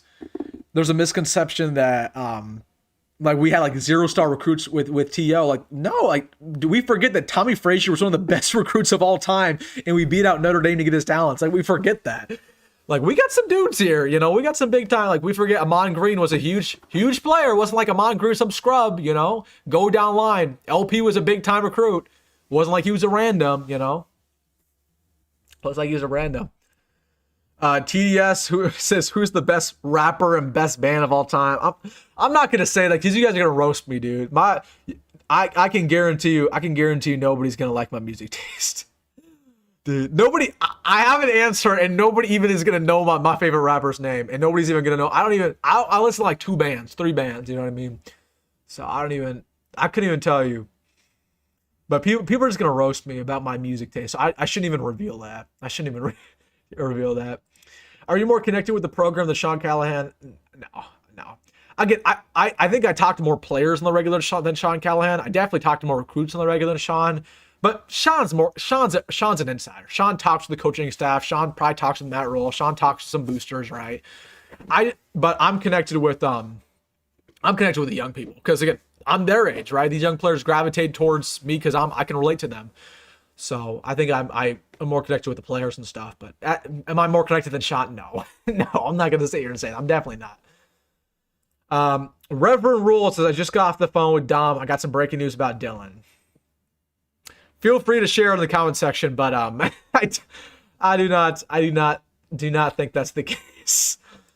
Fear Brussels sprouts love the work though, Wilson. Yeah, 100%. We're on the same page, Fear. We're on the same page. You're my guy. You're my guy. We're on the same. We just disagree, and that's cool. But we're on the same page. I appreciate you. I appreciate you, Brussels sprouts. You're my guy. I appreciate you. You should do Top Golf, Wilson. Like play Top Golf. Dude, Top Golf is expensive, dude. I went to the one in Omaha a couple times. It's expensive, dude. I'm a cheapskate. You guys know me. I'm a cheapskate. I'm a cheapskate. I gotta start. I gotta buy some Christmas presents for my family. I gotta start thinking of Christmas ideas, man. You know. Listen to King Von and Young Boy. Nah, not really. Not really. Again, I artists like you would never heard of. I guarantee you, my number one artist nobody here has ever heard of. Guarantee it. Guarantee it. Guarantee it. Nobody's ever heard of this artist unless you've seen him because I've reposted him on my Instagram story or something. Guarantee it. Do you watch film players you think Nebraska should recruit? Yeah, I watch a bunch of random players all the time just for fun. Just a bunch of random recruits. Yeah. All right, boys, everybody, we've been going for about 2 hours here. Putting your final stuff in the comment section. As you guys do that, I will give you guys the schedule for the channel for these next couple weeks. So I think we'll have 2 more live streams before the bowl game. We'll have a live stream next week. It'll be kind of our Christmas live stream. We'll have a Christmas live stream. I think it'll be next week during the week. So I'm thinking like maybe next Sunday, maybe Monday of next week. And then we'll have a pregame for the bowl game versus Utah. Then we'll have, of course, a Utah post game, and then we'll hit the ground running. We'll hit the ground running on January 2nd when the portal opens up. And it's gonna be fast and furious, man. Gonna be fast and furious in January. So we'll have some content coming tomorrow. Per usual, 2 videos a day. We'll talk a little bit about the portal tomorrow. Hold on. If you guys have any content ideas for me, please let me know because I'm struggling. I gotta think of some ideas for these next 2 weeks because these next 2 weeks are gonna be a little difficult. But like once we get to January, I'm in my flow state. Like I can think of all these ideas, but right now I gotta think of some stuff. So tomorrow we'll have a portal update. Whenever Elijah Robinson announced, of course, we'll talk about that. We'll talk about where the coaching staff goes from here. We'll talk about positional group this week. I'm gonna do a video at some point. It's I haven't done a video like this, but I'm gonna do like a reaction to my preseason predictions. I think that'll be kind of fun. I'll do some more portal updates as we get closer. So again, the portal wish list videos. Those will be kind of like a weekly video up until the portal opening up. So we'll have a lot of portal and recruiting updates this next week. And then when we get to Christmas, we'll start talking more and more about the portal. We'll talk about the Utah Bowl game, and then after the Utah Bowl game, it'll be portal pretty much every single day on the channel. It'll be portal every single day. Portal, man. It'll be portal, man. So. Yeah, man. So good. Make sure to, if you guys want any ideas or anything you guys want me to see, email me or follow me on social media. Follow me on Instagram or Twitter and DM me if you guys have anything you want to see. All right. Final comment section tonight before we get out of here. Let's see what you guys have to say. We got to hear it. Put us on. Again, I'm not going to do that. You guys are going to roast me, dude. You guys are going to roast me if I let you know. If I let you guys know who my number 1 artist is. You guys are going to roast me. Are you doing another way too early prediction when the schedule gets released? Yeah, we'll do one in January for sure. I have that on my schedule. I have it like mid-January, so we'll do that. We'll do that. Do studs and duds like franchise guy? Maybe I have something kind of similar to that. I'm on my schedule, which I might post this or next week. But I'm in kind of a tough spot right now because everybody wants updates every single day. At some point, the updates are just kind of drying out. You know what I mean? So at some point, I got to go back to like talking about this past season, talking about where we go from here. You know. But again, it's been like the channel's been crazy, dude. The channel's been blowing up these past couple days. I'm hitting like 10K in every single video. It's crazy. It's unbelievable. It's unbelievable. Watch me at Penn State next year. Yeah, good luck, John Butler. Good luck. You gonna do an episode with Beyond the Hashes with Tay and Trey? If they invite me, I'll pull up, man. I'm not gonna ask them. I'm not gonna ask them to go on their show, but they can invite me. I talk to those recruits every now and then, so they can invite me if they want. We'll see though. We'll see. I hope they are consistent with that though. That could be a really cool thing for us. That could be good for us. That could be good for us. Talk about strength and conditioning program and offseason prep. Yeah, we'll talk about that. We'll talk about winter conditioning, obviously, in January and February. So, yep. All right, guys. That's it, man. That's it. We'll be back tomorrow. Portal update. We'll talk about some players we might go after from some coaches who we just got. So that's what we talk about. And then stay tuned for Elijah Robinson when that's announced. So make sure to put your notifications on, so you know when a video is released. So everybody, again, put your noties on. If you're watching this, you don't have noties on. Put your notifications on, so you make sure that you know when I release a new video. And also, before we get out of here, how many likes do we have? I've never even say hit the like button. Everybody hit the like button on the way out. Let's hit 150. Let's hit 150. All right. That's it for me, guys. I'm going to eat at Hector's, please. Is Hector's a restaurant? Let me. Well, where is Hector's? Do you work at Hector's? If any of you guys work at a restaurant, I will pull up if you guys give me a deal. Eat at Hector's. It's a Baja-style Mexican cuisine. Looks pretty good, not gonna lie. If you work there and you give me a discount, I'm pulling up tomorrow. I'll pull up. Give me a discount though. Breaking news about Dylan. You got 2 seconds to release before we get off the live. You got 2 seconds. Breaking news about Dylan. Breaking news. All right. Appreciate y'all as always. We'll see you tomorrow on the channel at 9 o'clock. Yeah, stay tuned for Elijah Robinson. Stay tuned for Dylan. Stay tuned for Portal. It's going to be a busy couple weeks. Like I said, it's the calm before the storm. It's about to get busy. Everybody have a good night. Go Big Red. Go Matt Rule.